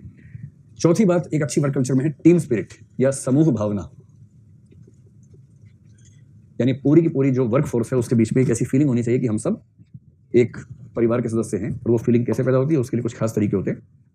जैसे मान लीजिए 10 लोग या 20 लोग का, देखिए जब तक कंपनी छोटी होती है, जैसे मान लीजिए 4 लोग काम कर रहे हैं, 6 लोग काम कर रहे हैं, तब तक समूह भावना लानी नहीं पड़ती, बनी रहती है। 4 लोग हैं तो समूह बना रहता है आपस में। 20 हो गए तब भी बना रहता है, मतलब सब जानते हैं एक दूसरे को। जब समूह बड़ा हो जाता है, मान लीजिए कोई कंपनी उसमें 100 लोग काम करते हैं, अब 100 लोग एक दूसरे को नहीं जान सकते, और जानेंगे भी तो बहुत अनौपचारिक रूप में नहीं जान पाएंगे। तो सब लोग एक टीम की तरह काम करें, इसके लिए कुछ विशेष प्रयास करने चाहिए उस कंपनी को, उस ऑफिस को। उसके तरीके क्या क्या हो सकते हैं समूह भावना को बनाए रखने के लिए? एक तरीका होता है बहुत सारे ऐसे सेमिनार्स हों, वर्कशॉप्स हों, जिसमें सबका पार्टिसिपेशन हो। और ज्यादा अच्छा होता है कि कुछ अनौपचारिक कार्यक्रम हो। औपचारिक होते तो आपको पता ही है, सब सोने लग जाते हैं वहां पर। फिर अनौपचारिक कार्यक्रम का मतलब ये हुआ कि एक एनुअल डे जैसे है, ये साल में 2 बार आपने बाई एनुअल डे कर दिया या हाफ एनुअल डे किया, वहां पर सब लोग गए और आपने कुछ खेल खिला दिए, कुछ कॉम्पिटिशन करवा दिए, डांस कॉम्पिटिशन करवा दिया, गाने की प्रतियोगिता करवा दी। उसमें क्या होता है कि हर व्यक्ति गाना हर आदमी गाता ही है, कहीं ना कहीं गाई रहता है, तो उसको एक मंच मिल गया, डांस भी लोग कर लेते हैं। अच्छा, डांस का क्या है कि कुछ लोग शर्माते बहुत ज्यादा करने में, लेकिन एक बार जब शुरू हो जाते हैं उसके बाद उनको उतारना बड़ा मुश्किल होता है वापस। नृत्य में क्या है कि शुरू करवाना बड़ा मुश्किल है, और उसको रुकवाना उससे भी ज्यादा मुश्किल काम माना जाता है उसके बाद, क्योंकि सबसे मुक्त अभिव्यक्ति मानी गई है नृत्य। और जब आपने एक बार वो करना शुरू किया, उसके बाद फिर आपको एहसास जो मिलता है ना इतनी मुक्ति का, वो फिर लगता है कि ये हाथ से ना निकले। तो ये सब करने से क्या होता है, कंपनी का अच्छा कितना भी खराब डांस कर रहे हो, हमें कौन सा अच्छे डांसर पैदा करने हैं अपने समाज में। पर्पस ये तो है नहीं कि महान डांसर्स का जन्म होने वाला है, ऐसा क्या है। कुल मिला के ये है कि आदमी हाथ पैर पटक ले कहीं थोड़ा बहुत, और उसके बाद वो ये कहता हुआ निकले, आज तो मजा आ गया यार, क्या फर्श तोड़ के डांस किया, आज तो मजा आ गया ना। हाँ, कोई नागिन डांस करे, ऊँटनी डांस करे, जो डांस करे, लेकिन कुल मिला के डांस हो जाए, तो इससे क्या होता है कि पार्टिसिपेशन बढ़िया रहता है। एक अगली बात है कि हर कर्मचारी के सुझावों का स्वागत किया जाना चाहिए। सबसे मूर्ख बॉस वो हैं जो मानते हैं कि सारे नवाचार का ठेका उन्हीं के पास है। उन्हें ये नहीं पता होता कि 16 साल की उम्र होती है कौन सी इंटेलिजेंस की, फ्लूट, और क्रिस्टलाइज की उम्र क्या है, ज्यादा है। तो नए विचार कहाँ आएंगे, नए लोगों में आएंगे। सबसे समझदार प्रशासक वो है जो अपने ऑफिस के यंग लोगों से घिरा रहे और उनसे पूछता रहे कि यार तुम कैसे करते हैं काम, तुम कैसे करते। एक बिल गेट्स के नाम से खूब व्हाट्सएप चलता रहता है, बिल गेट्स को नहीं बोला होगा, उसके नाम से चलता रहता है व्हाट्सएप पे। वो क्या है कि जब मुझे कोई काम करना होता है, कठिन काम, तो मैं सबसे आलसी व्यक्ति को काम देता हूं, क्योंकि वो उसका कोई ना कोई शॉर्टकट निकाल देता है जो मैं नहीं निकाल पा रहा था। वो उसका कोई ना कोई ऐसा आसान रास्ता निकालता है कि काम नहीं करना पड़े, शॉर्टकट निकाले, खटक से हो जाएगा। तो अब ये नवाचार बिल गेट्स कैसे करेगा? ये नवाचार तो वही करेगा ना जो कुछ नया व्यक्ति हो। तो नए व्यक्तियों से सुझाव लेते रहना, ये बात। अंतिम बात, कुछ अन्य बिंदु 4-5 और लिख लीजिए एक साथ, और जब भी आप कलेक्टर बनेंगे अपने ऑफिस में नोट्स मैच कर लेना कि सारे के सारे मैच हो रहे कि नहीं हो रहे, और उसके बाद आपकी वर्क कल्चर की धूम मचेगी हर तरफ। लिखिए, एक तरफ लिखिए क्लियर कट हियरार्की या स्पष्ट सोपान क्रम। देखिए, मैनेजमेंट का एक प्रिंसिपल होता है यूनिटी ऑफ कमांड। ये वाक्य बड़ा स्पष्ट है। यूनिटी ऑफ कमांड का मतलब हुआ, इसको हिंदी में क्या बोलेंगे, आदेश की एकता। ये तो मक्खी में मक्खी बिठाने से हो गया, वो तो हो गया। देखो, यूनिटी ऑफ कमांड का मतलब ये हुआ कि जैसे मान लीजिए ऑफिस में इस तरह से हियरार्की बनी हुई है, इसमें कहीं कोई दिक्कत नहीं है क्योंकि हियरार्की स्पष्ट है। दिक्कत तब होती है जैसे इस ऑफिस में मान लीजिए यहाँ एक व्यक्ति काम कर रहा है, ये किसको रिपोर्ट करेगा, ये इसके ऊपर जो यहाँ पर व्यक्ति उसको रिपोर्ट करेगा, ये किसको करेगा, ये इसको कर देगा, ये किसको करेगा, ये यहाँ पर जो व्यक्ति ये किसको करेगा, इसको करेगा। कोई कंफ्यूजन नहीं है। एक अच्छी वर्क कल्चर में कंफ्यूजन नहीं होता है। कंफ्यूजन वहां होता है जहां एक व्यक्ति को कमांड यहां और यहां दोनों जगह से मिलती है। और किसी कर्मचारी तंत्र में यदि एक व्यक्ति को आदेश 2 जगहों से मिल रहा है, ये यूनिटी ऑफ कमांड का उल्लंघन है। और 2 जगहों से आदेश मिलने का पहला परिणाम है कि वो हमेशा कंफ्यूज रहेगा। इधर से आदेश मिला, ये करना है, वहां से मिला, बिल्कुल नहीं करना है, और जिम्मेदारी इसकी आने वाली है बाद में। और दूसरा नुकसान, कुछ समय के बाद ये इस चीज का फायदा उठाने लगेगा। जैसे इसका मन नहीं कर रहा काम करने का, इसने एक से पूछा उसने क्या करना है, अभी क्या करेगा, दूसरे से पूछ लेगा, और इस तरह से क्यों मना कर दे, वो अब नहीं करना है, बस बहाना हो गया। अब जब ये पूछेगा तो बोलेगा कि उन्होंने मना किया था, मैं क्या करूं? यूनिटी ऑफ कमांड न होने से नुकसान कर्मचारी पर भी होता है और कर्मचारी चाहे तो संस्था को भी नुकसान ठीक से पहुंचा सकता है। और यूनिटी ऑफ कमांड आती है स्पष्ट सोपान क्रम से, एकदम क्लियर कि ये सोपान क्रम, किसके क्या अधिकार हैं, किसकी क्या जिम्मेदारियां हैं, सब स्पष्ट होना चाहिए। दूसरी बात, रूल्स एंड रेगुलेशंस एकदम स्पष्ट हों, जो बिना भेदभाव के सब पे लागू होते हैं और लिखित हों, मौखिक नहीं। तो लिखित नियम विनियम जिससे ऑफिस के सारे काम किए जाते हैं, उससे चीजें बेहतर रहती हैं। बस एक और आप कह सकते हैं कि जो नवाचार है उससे प्रोत्साहन दिया जाए। वैसे वो सुझावों में आ गया है, चाहे तो यहां भी लिख लें, नवाचारों को प्रोत्साहन।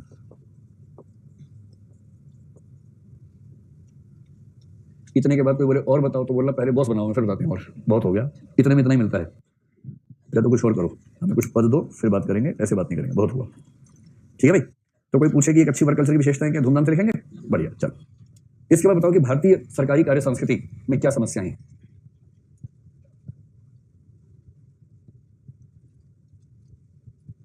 अब आप एक सरकारी ऑफिस को मन में ले आओ जहां आप आखिरी बार गए थे और आपने आत्मधिक्कार से भर के कहा था कि अगली बार आईएएस बन के लौटूंगा।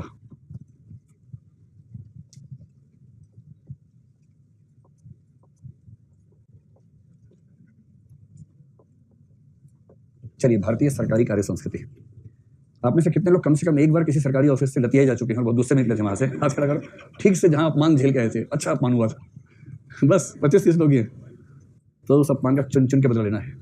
कई लोग उसी अपमान को झेल के आते, चोटी खोल लेते अपनी। अब ये शिखा उसी दिन बंधेगी जब नंद वंश का समूल नाश हो जाएगा, उससे पहले शिखा नहीं बंधेगी। उसी में आईएएस बन जाते हैं कि अब देखेंगे। तो यदि कोई आपसे पूछे कि भारतीय सरकारी कार्य संस्कृति में क्या क्या समस्याएं हैं, 150 शब्द में 6-7 बातें लिख देंगे तो पूरा हो जाएगा। इसमें ज्यादा मगजमारी नहीं करेंगे, कुछ पॉइंट्स नोट करेंगे, जल्दी से नोट कर लीजिए। देखिए, भारतीय सरकारी कार्य संस्कृति में सबसे पहली समस्या है नवाचार की कमी। ये दरअसल ठीक वही प्रश्न है जो टॉपिक नंबर 3 में आया था कि ब्रिटिश वैल्यू सिस्टम क्या था और इंडियन सिविल सर्विस का वैल्यू सिस्टम क्या है, और हम उस वैल्यू सिस्टम को कितना इंटरनलाइज कर पाए हैं। ठीक वही बात है। तो पहली बात है नवाचार की कमी। नवाचार की कमी यहां पर क्यों है? क्योंकि प्रोत्साहन नहीं है। और जब कुछ ज्यादा नवाचारी होता है सब उसको सीएम लगे बोलते हैं, अबे शांति से बैठ जा, जब धुआंधार मत कर, और धीरे धीरे उसको इतना डिमोटिवेट करते हैं कि फिर उस व्यक्ति का मन खत्म हो जाता है और कुछ नवाचार रह नहीं जाता, क्योंकि प्रोत्साहन नाम की चीज है नहीं। ठीक है, इसमें प्रोत्साहन की कमी के साथ दूसरी बात यह है कि कार्य की गुणवत्ता का सम्मान नहीं है। कार्य की गुणवत्ता का सम्मान न होना, इसका मूल कारण है समाजवाद। देखिए, समाजवाद एक शानदार विचार है, किंतु समाजवाद की सबसे बड़ी समस्या है, जैसे कार्ल मार्क्स को जानते हैं ना, इस दुनिया में 2-3 धार्मिक व्यक्तियों को छोड़ देगा, जैसे पैगंबर मोहम्मद को छोड़ दीजिए, ईसा मसीह को छोड़ दीजिए और बुद्ध को छोड़ दीजिए, ऐसे 3-4 लोगों को छोड़ दें तो ऐसा माना जाता है, टाइम मैगजीन ने शायद एक बार सर्वे करके बताया कि धार्मिक 3-4 व्यक्तियों को छोड़ दें तो आज तक की दुनिया के इतिहास में जिस व्यक्ति का इंपैक्ट सबसे ज्यादा हुआ है वो कार्ल मार्क्स है। लोग कहते हैं मार्क्स फेल हो गया, लेकिन लोग ये नहीं समझ पाते कि जिस एक व्यक्ति के नाम पर दुनिया के 3 हिस्से हो गए हों, पूंजीवादी दुनिया, मार्क्सवादी दुनिया और तीसरा गुटनिरपेक्ष। तो एक व्यक्ति के नाम पर 1/3 देश इसको मानते हैं, 1/3 इसका विरोध करते हैं, और 1/3 मानते भी विरोध भी करते हैं, वो अलग चल रहे हैं। इतना बड़ा सम्मान दुनिया के इतिहास में आज तक किसी को नहीं मिला है कि एक व्यक्ति की विचारधारा के समर्थन और विरोध में दुनिया बट गई हो। इस्लाम ईसाइयत का संघर्ष है। तो मैंने इससे पहले कहा कि पैगंबर को, ईसा मसीह को निकाल दीजिए अलग, बुद्ध को बाहर निकाल दीजिए, सब धार्मिक लोग हैं। धर्मों के नाम पे दुनिया बटी, ये इतिहास ने देखा है। लेकिन धर्मों का युग खत्म होने के बाद केवल एक व्यक्ति है जिसके नाम पे दुनिया बटी है, वो कार्ल मार्क्स है। और इतनी बड़ी सफलता, जो कहते हैं मार्क्स फेल हो गया, उन गधों को समझाओ कभी कि सफलता का मतलब क्या होता है। इससे बड़ी सफलता किसी की हो सकती है कि दुनिया के 3 हिस्से हो जाए उसके नाम पर। इसके बावजूद मार्क्सवाद फेल हुआ। मार्क्स फेल नहीं हुआ, मार्क्सवाद फेल हो गया। और मैं लंबे समय तक मार्क्सवाद का बहुत भारी, मतलब कहना चाहिए कि समर्थक तो क्या, लेकिन हाँ, मेरी सहानुभूति उस विचार से रही है। मुझे ऐसा लगता है लंबे समय तक कि ये विचार दुनिया का सबसे अच्छा विचार है। और ये मैं ऐसे नहीं बोलूँ, मैं दर्शन जब पढ़ा, 20-30-50 विचारक पढ़े, सबको ठीक से महसूस करने के बाद मैंने पाया कि इन सब में सबसे ठोस विचारक कार्ल मार्क्स है। आज मेरी विचारना ये नहीं है, आज मेरे विचार बदल गए, लेकिन एक समय मुझे ऐसा लगता था। फिर मुझे लगता था कि सफल क्यों नहीं हुआ, और मार्क्स की गारंटी भी थी। मार्क्स ने ये नहीं कहा था कि मैं सफल हो सकता हूँ, उसने गारंटी दी थी कि मैं सफल होकर रहूंगा। पूरा एक डायग्राम बनाया था भविष्य का कि ऐसा होगा, ऐसा होगा, फिर ऐसा होगा, फिर साम्यवाद आके रहेगा। आया नहीं कहीं भी। और मुझे ऐसा लगने लगा कि थॉमस हॉब्स कार्ल मार्क्स की तुलना में ज्यादा सफल इसलिए हुआ क्योंकि मार्क्स ह्यूमन नेचर को ठीक से नहीं पकड़ पाया। उसने ह्यूमन नेचर को थोड़ा हल्के में ले लिया, और हॉब्स ने ह्यूमन नेचर को बेस बनाया। और आप कितना भी कर लीजिए, मार्क्सवाद या समाजवाद की सबसे बड़ी समस्या है, समानता एक महान विचार है, किंतु समानता जैसी थोपी जाती है, मोटिवेशन खत्म हो जाता है। और बिना मोटिवेशन के आप एक कील भी नहीं गाड़ सकते, दुनिया तो क्या उखाड़ेंगे। सारे मोटिवेशन की ऐसी की तैसी हो जाती है समानता थोपते ही। और सरकारी कार्य संस्कृति में क्या है, जैसे टेस्ट होता है आप लोगों का, समाजवादी पैटर्न पे हो, सबके नंबर बराबर आए, अगली बार टेस्ट देंगे आप लोग, कोई नहीं देगा। अब टेस्ट देने में एक प्रलोभन रहता है साक्षी जी को कि मैं हर बार टॉप करूंगी, मेरा नाम बार बार आएगा, मैं प्रसिद्ध होंगी, लोकप्रिय हो जाऊंगी, फिर मैं डीएम बनूंगी, फिर सीएम, फिर पीएम बनूंगी, और बाकी लोगों को जलन मचती है, धुआं होता है कि ये टॉप कर रही है, मैंने क्यों नहीं किया टॉप, अगली बार मैं करके दिखाऊंगी। उसके बाद रात रात भर पढ़ रहा है या पढ़ रही है, आंखें काली हो गई, झाई पड़ गई, पढ़ते पढ़ते अंखड़ियां झाई, मतलब आंखों में झाइयां पड़ गई हैं पढ़ते पढ़ते, क्यों कि साक्षी को हराना है। ये जो मोटिवेशन है ना, ये जो मोटिवेशन है, ये सारी सफलताओं और सारी ऊर्जा के मूल में है। प्रतिस्पर्धा जब दुश्मनी बन जाए तब बुरी बात है, और प्रतिस्पर्धा और शत्रुता के बीच की रेखा इतनी पतली है कि समझदार व्यक्ति ही अनुमान कर पाता है कि मैं अभी रस्सी के इधर हूं या उधर चला गया हूं। दुश्मनी बुरी चीज है, पर प्रतिस्पर्धा वो चीज है जो आपके अंदर की सारी ऊर्जाओं को चैनलाइज करती है और आपसे वो करवा लेती है जो होशो हवास में आप भी नहीं मानते थे कि आप कर पाएंगे, वो आपसे हो जाता है। समाजवाद इस प्रतिस्पर्धा को, इस ईर्ष्या को, इस मूल मनोभाव को, स्वार्थ की मूल भावना को खारिज कर देता है। जैसे ही आप समानता थोपेंगे, इच्छा खत्म हो जाएगी। और भारतीय कार्य संस्कृति में क्या है कि आपका प्रमोशन इक्वल टाइम पे होगा, चाहे आप कैसा भी काम कर लें।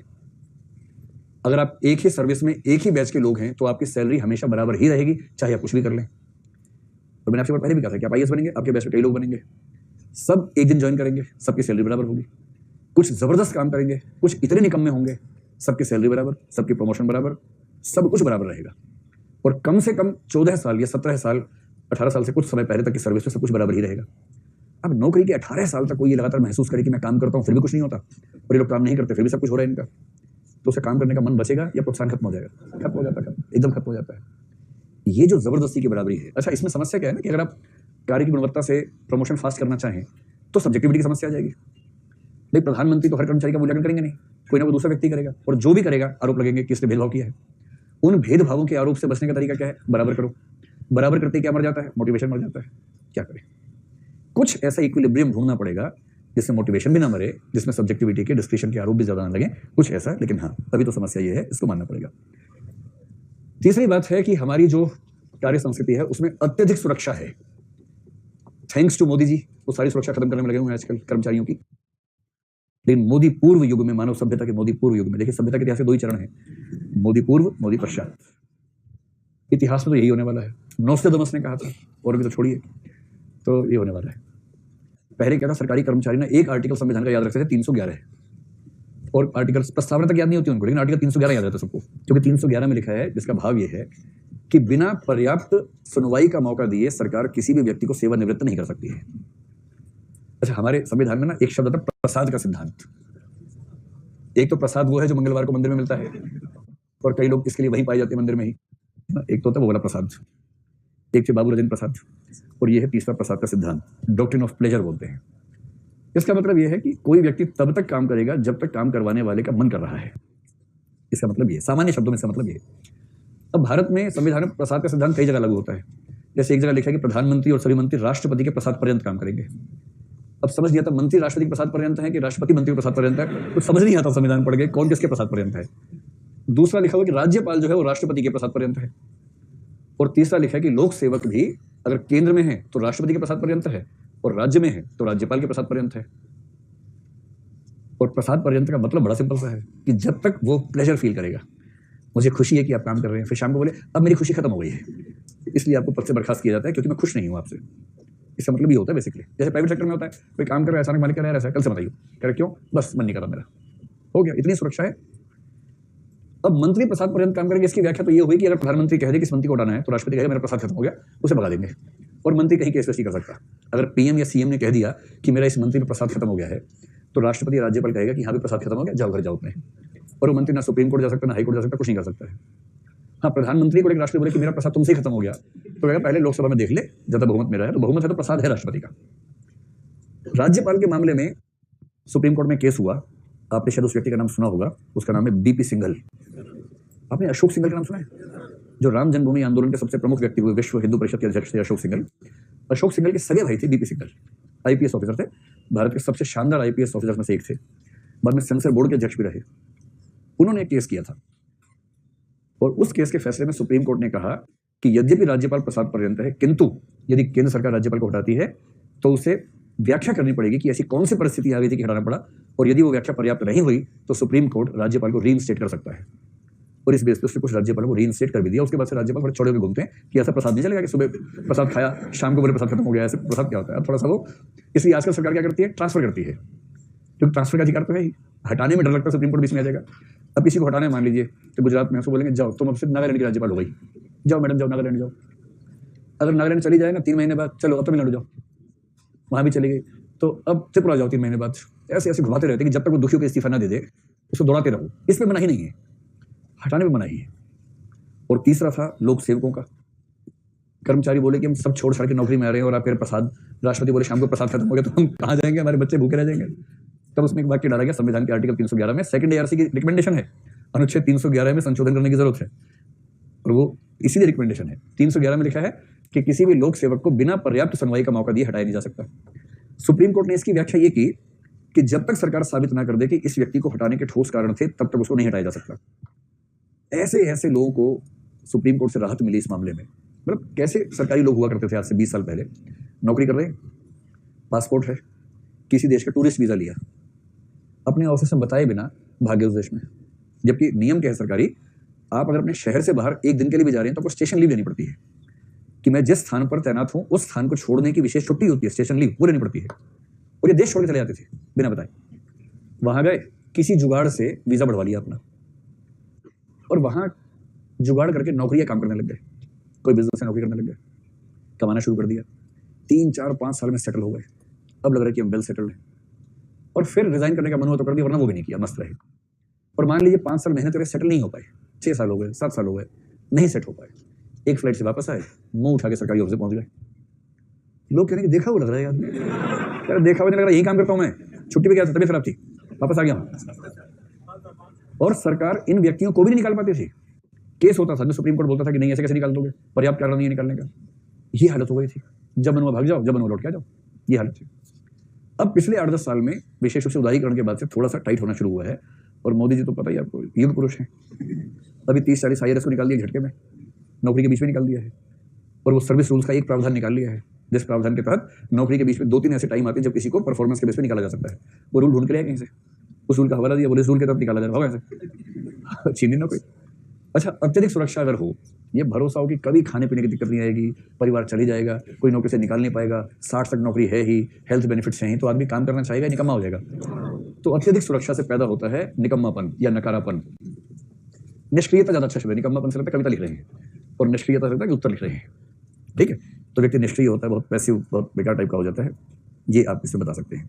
ठीक है, इसके बाद आप बताएं कि हमारे देश की वर्क कल्चर में एक समस्या है, राजनीतिक हस्तक्षेप बहुत ज्यादा है। और इस वजह से अगर कोई व्यक्ति ठीक काम करना भी चाहे तो राजनेता उसे जीना मुश्किल कर देते हैं। तो राजनीतिक हस्तक्षेप की अधिकता होने से भी एक दुष्प्रभाव के रूप में चीजें सामने आती हैं। बस 2-4 बातें छोटी छोटी सी अगर और लिखना चाहें तो आप एक कहें कि अथॉरिटेरियन स्ट्रक्चर है। इसका मतलब लोकतांत्रिक माहौल नहीं है, लोकतांत्रिकता का न होना। यानी जूनियर व्यक्ति सीनियर व्यक्ति को सुझाव दे तो सर पे कफन बांध के दे सकता है, तो लोकतांत्रिकता का अभाव है। इसी को हम बोलेंगे कि स्ट्रक्चर जो है अथॉरिटेरियन है। ऐसे ऐसे कुछ फेसबुक पे वीडियो वगैरह देखे गए कि नॉर्थ ईस्ट में या कश्मीर में एक DIG था, DIG का बेटा बैठा है और एक पुलिस वाला नीचे बैठ के उसे जूते के फीते बांध रहा है। और उस कमबख्त को इतनी बार समझ में नहीं आ रही DIG की औलाद को कि उसकी सेल्फी खींच के फेसबुक पे लगा दी उसने।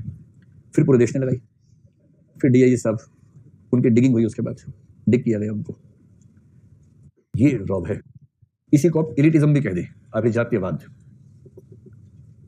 और इसके अलावा वो सारे मूल्यों की कमी बताइए जो मूल्य टॉपिक नंबर 3 में पढ़े आपने, एम्पैथी का ना होना, करुणा का ना होना, इंटीग्रिटी का ना होना, उन सबको एक ही बिंदु में रख के बता दें। एक अंतिम बात बताइए कि सरकारी ऑफिस में आमतौर पर टीम स्पिरिट काम करती है या उनके बीच में विभाजनकारी मानसिकता ज्यादा है।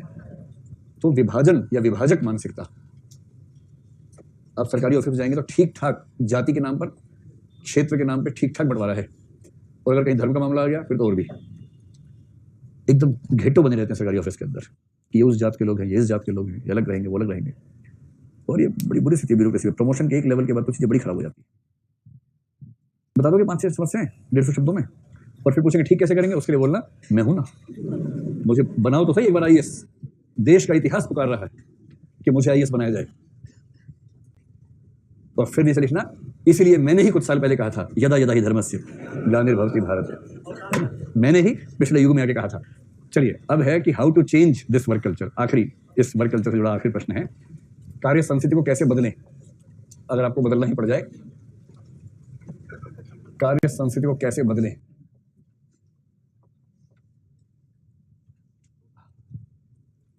ठीक है, इस पर सबसे अच्छा चिंतन जिस व्यक्ति ने किया उसका नाम है फिलिप कोटलर। आप में से कितने लोगों ने इस व्यक्ति का नाम सुना हुआ है? फिलिप कोटलर का नाम अभी सुना? क्या बात है। अच्छा, अभी से पहले, आज से पहले कितने लोगों ने सुना होता है इसका नाम? फिलिप कोटलर का नाम 2 लोग। आपने एमबीए वगैरह कुछ किया हुआ है? तो बैकग्राउंड क्या है? बीएससी। आपने बीटेक। अच्छा, जो लोग मैनेजमेंट की दुनिया के हैं ना, मैनेजमेंट की दुनिया वालों के लिए भगवान का दूसरा रूप है फिलिप कोटलर। और मैनेजमेंट का एक हिस्सा है मार्केटिंग मैनेजमेंट। तो मार्केटिंग मैनेजमेंट में दुनिया का सबसे विख्यात चिंतक, जिसका नाम सुनते लोग कांपने लगते हैं कि किसका नाम ले लिया आपने, उसका नाम है फिलिप कोटलर। तो मैनेजमेंट मतलब ये पढ़ा हुआ था, हार्वर्ड से पढ़ा, मैसाचुसेट्स इंस्टीट्यूट ऑफ टेक्नोलॉजी से पढ़ा। उसके बाद अभी तो ये 80-90 साल के हैं, लेकिन अभी भी केलॉग इंस्टीट्यूट ऑफ मैनेजमेंट जो दुनिया के बेस्ट 2 या 3 में आता है, वहाँ प्रोफेसर है अभी भी, शायद एमेरिटस प्रोफेसर है।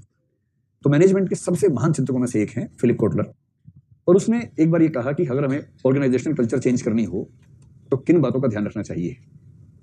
बस ये ध्यान रखना कि इनका जो सोचने का तरीका है वो प्राइवेट सेक्टर को ध्यान रखे।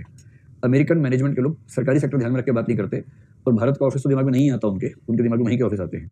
यहाँ अगर 4 दिन देख लेंगे ना ऑफिस, तो सारी उनकी जो धारणाएं हैं चेंज हो जाएंगी। उसके बाद फिर वो नई किताब लिखेंगे, नई किताब लिखेंगे, how to deal with Indian government offices, इस तरह की किताब लिखेंगे। और उससे मोटिवेशनल बात भी आएगी, डरो मत, हिम्मत करो, सामना कर लोगे तुम, वे दैत्य लगते हैं नहीं, तुम जाओ उनसे बात करो, फिर ऐसी बात करेंगे। ठीक है, तो जब भी कोई आपसे पूछे कि आप कैसे अपने ऑफिस के वर्क कल्चर चेंज करेंगे, सबसे पहली बात है कि यह एक धीमी प्रक्रिया से होने वाला परिवर्तन है। धीमी प्रक्रिया से होने वाला परिवर्तन, ये मैं इसलिए कह रहा हूं कि आप में से कई लोग इस मूड में रहते हैं कि बस आज मैं आ गया हूं तो आज से वर्क कल्चर ठीक हो जाएगी, उसके बाद 6 महीने बाद ठीक आदमी खुद ही हो जाता है वो, क्योंकि रेजिस्टेंस इतना ज्यादा होता है, आपके सारे कर्मचारी आपके खिलाफ हो जाएंगे, सारे के सारे। और वो अहिंसक सत्याग्रह, सविनय अवज्ञा आंदोलन सब आपके खिलाफ चलना शुरू हो जाएगा। आप कोई आदेश देंगे वो सब इतना धीमे तरीके से करेंगे, आप एक को रिप्लेस करके दूसरा लाएंगे वो भी उसी लॉबी का है, सब एक ही लॉबी के हैं, ऐसी की तैसी हो जाती है। इसलिए अगर आप देखो, सारी मैनेजमेंट में सबसे मुश्किल है ह्यूमन रिसोर्स मैनेजमेंट।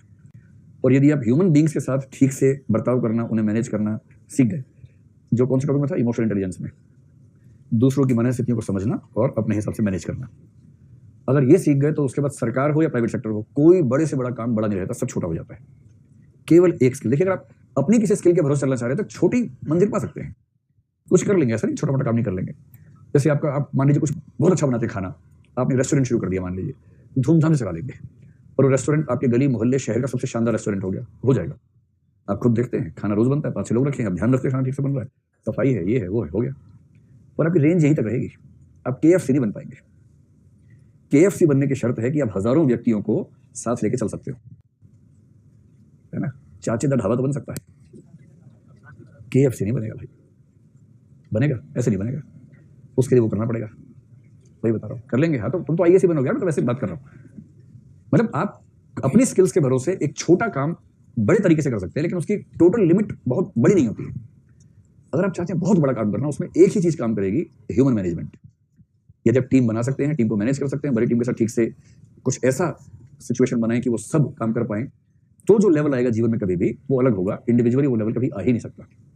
और दुनिया में सबसे आसान काम होता है टीम बनाना, सबसे मुश्किल होता है उसको संतुष्ट रख के चला पाना लंबे समय तक। और टीम अगर बड़ी हो, 2-4 लोग नहीं, हजारों लोगों की टीम है, लाखों लोगों की टीम है, जैसे रतन टाटा करता है, उस लेवल पर मैनेज करा, और जो कर लेगा वही है।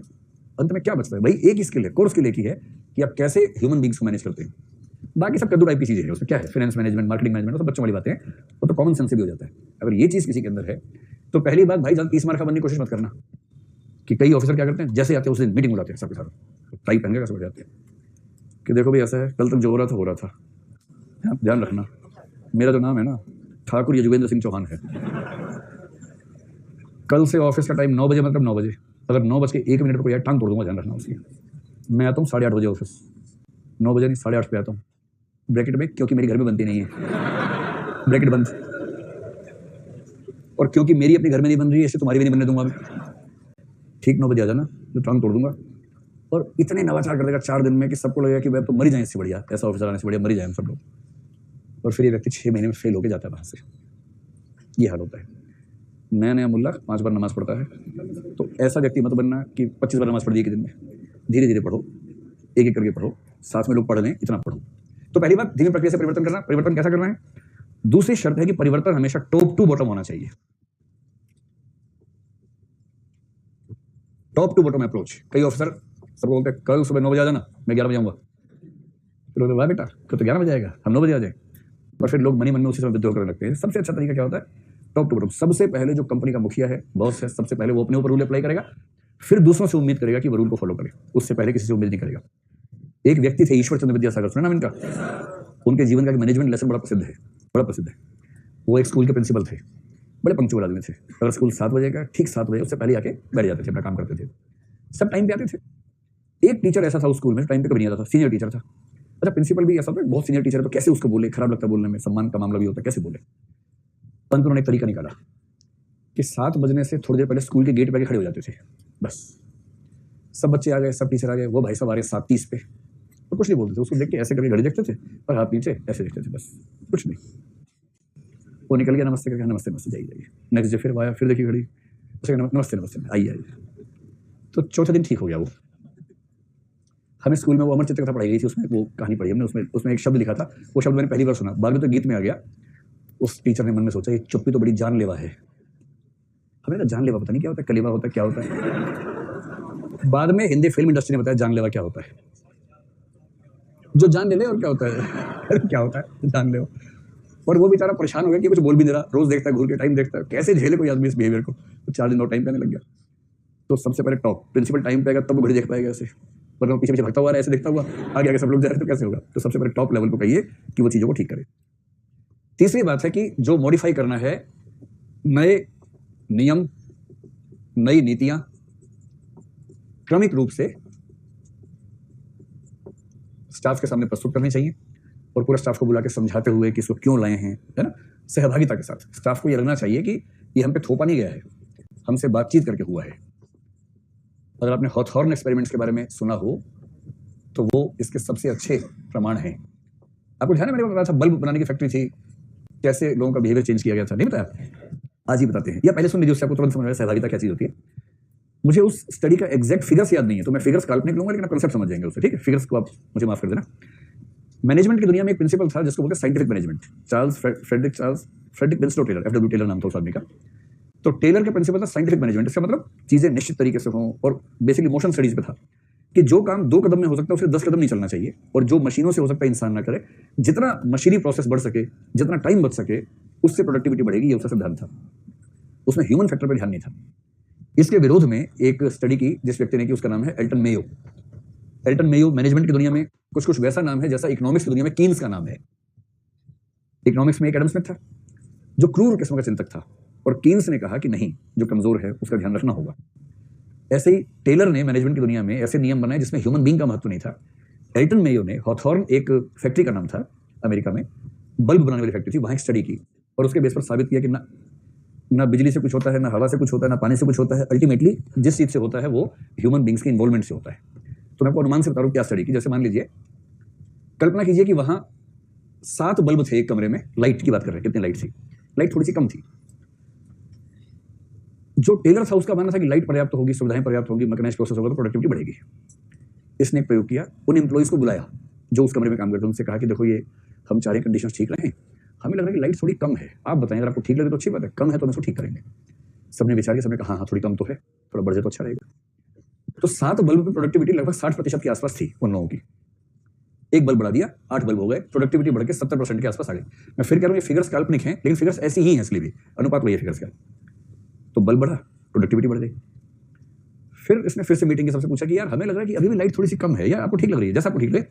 सबने विचार किया, सबने कहा सर थोड़ी और कम लग रही है, थोड़ी और बढ़ जाए ना और अच्छा हो जाएगा। ठीक है बढ़ा लो। बल्ब बढ़ा दिया, 9 कर दिए, प्रोडक्टिविटी 80% हो गई, बढ़ गई प्रोडक्टिविटी। इससे कुछ लोग कहने लगे लाइट बढ़ने से प्रोडक्टिविटी बढ़ जाती है। मेयो ने करना, अभी तो खेल आधा ही हुआ है, इंटरवल हुआ अभी तो, उसके बाद तो बचाइए। कुछ दिन बाद उसने एक बल्ब खराब करवा दिया, लेकिन लोगों से बात करता रहा और सब ठीक चल रहा है, कोई दिक्कत तो नहीं, सब बढ़िया, कोई दिक्कत हो तो बताना यार, मिलकर काम करेंगे। और बल्ब खराब कर दिया, लोगों को पता भी नहीं चला बल्ब खराब हो गया, और प्रोडक्टिविटी बढ़ के 85% हो गई। सबसे बात करता रहा, एक और बल्ब खराब कर दिया, प्रोडक्टिविटी 90% हो गई, और बाद में एक और खराब कर दिया। यानी शुरू में 7 थे, अंत में 6 रह गए, और 6 बल्ब पे प्रोडक्टिविटी 95% आ गई। और सिर्फ इतना किया कि सबसे मिलकर बात करता रहा, और इस तरह से कि उनसे पूछता रहा कि और बताएं, और क्या कर सकते हैं कंपनी को अच्छा करने के लिए, आपकी राय बड़ा महत्व रखती है, आप समझाएं क्या करें।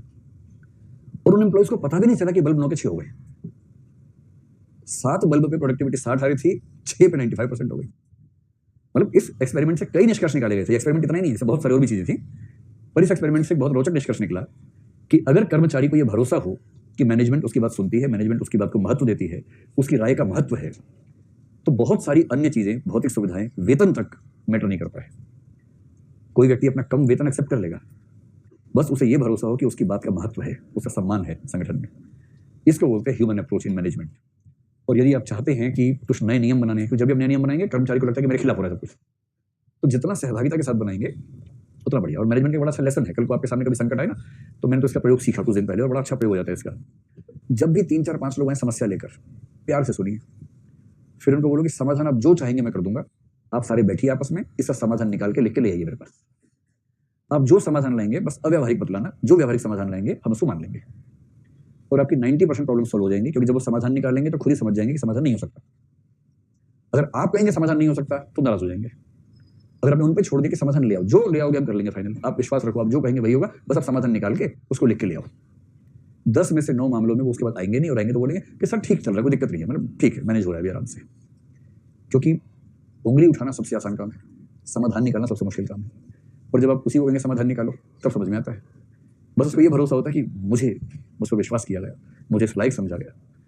जबकि बॉस उसको नालायक समझता है, इसीलिए उसको निकाल के दिखा समाधान का वक्त, खाली प्रॉब्लम लेके आ जाता है और समाधान निकलता नहीं है। चलिए, तो तीसरी बात ये होगी, पार्टिसिपेशन की भावना के साथ इन चीजों को बढ़ाएं। उसके बाद नंबर 4 पर यह करें कि जो नई नियुक्तियां हैं, नई नियुक्तियां उनके कीजिए जो नई शर्तों के साथ काम करने को तैयार हो। क्योंकि नई नियुक्तियों वालों को दिक्कत नहीं होती है, जो पहले से किसी संगठन में काम करते हैं उनको हमेशा लगता है कि यह नया क्यों हो रहा है। और वो नया नियम बना, उसके बाद जो नियुक्ति हुई उसको क्या दिक्कत है, उसको तो पहले से पता है कि इस नियम के साथ काम करना है, तो दिक्कत नहीं आती है। 5वां माना जाता है कि जो व्यक्ति पुराने हैं और नई कार्य संस्कृति को अपनाने में नाकाम हैं, डेविएंट्स हैं, विपथगामी हैं, जो विचलनकारी तत्व हैं। कुछ तो जब आप नए नियम बनाएंगे ऑफिस में तो 3 4 तरह के रिस्पॉन्स हैं। कुछ लोग मान लेंगे उसको, वो पंगा मोल लेने वाले लोग नहीं है, मान लेते हैं। कुछ पैदाइशी आज्ञाकारी होते हैं, जैसे आप नया नियम है, यस सर आपके कल से नहीं सरासी करेंगे हम, तो कई तो ऐसे होते हैं, उनसे तो कोई दिक्कत नहीं होती है। कुछ नाराज होते हैं पर उनको पता है कि पंगा मोल लेना ठीक नहीं है, तो मान लेते हैं आराम से। कुछ नाराज दिखते हैं कि सर ये ठीक नहीं है, सर कि सर ठीक नहीं है, आप तो ये सब कोई बात नहीं, ठीक नहीं है, नाराजगी दिखाएंगे लेकिन कर लेंगे आराम से।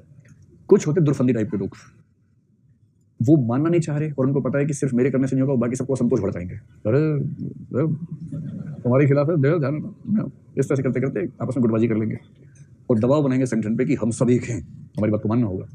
अब संगठन के पास 2 रास्ते हैं, कह रहे कि आप सब एक हैं, ठीक है मान लेते हैं, दूसरा आप सब एक हैं, एक साथ चले जाओ, बात खत्म। और उस केस में क्या होगा, विचलनकारी तत्वों में से कुछ को सैंपल के तौर पर निकाल देना ठीक रहता है। कुछ को, एक आध को निकालते क्या होता है, बाकी लोग फिर शांत हो जाते हैं, फिर बाकी की क्रांतिकारिता कब हो जाती है।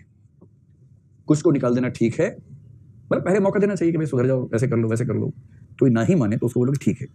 कई लोग धमकी देने आते हैं किसी भी संगठन में कि देखो ऐसा कर दो, वो ये कर देंगे, तो आप बोलो चलो वो कर दो यार, तुम वो कहो मत, वो कर दो, जो कर दोगे ना वो कर दो। मैंने बंद किया, आपको बंद नहीं करना है, अभी और बचा हुआ है। और छठा तत्व ये है कि बहुत सारे सेमिनार, बहुत सारे वर्कशॉप आदि के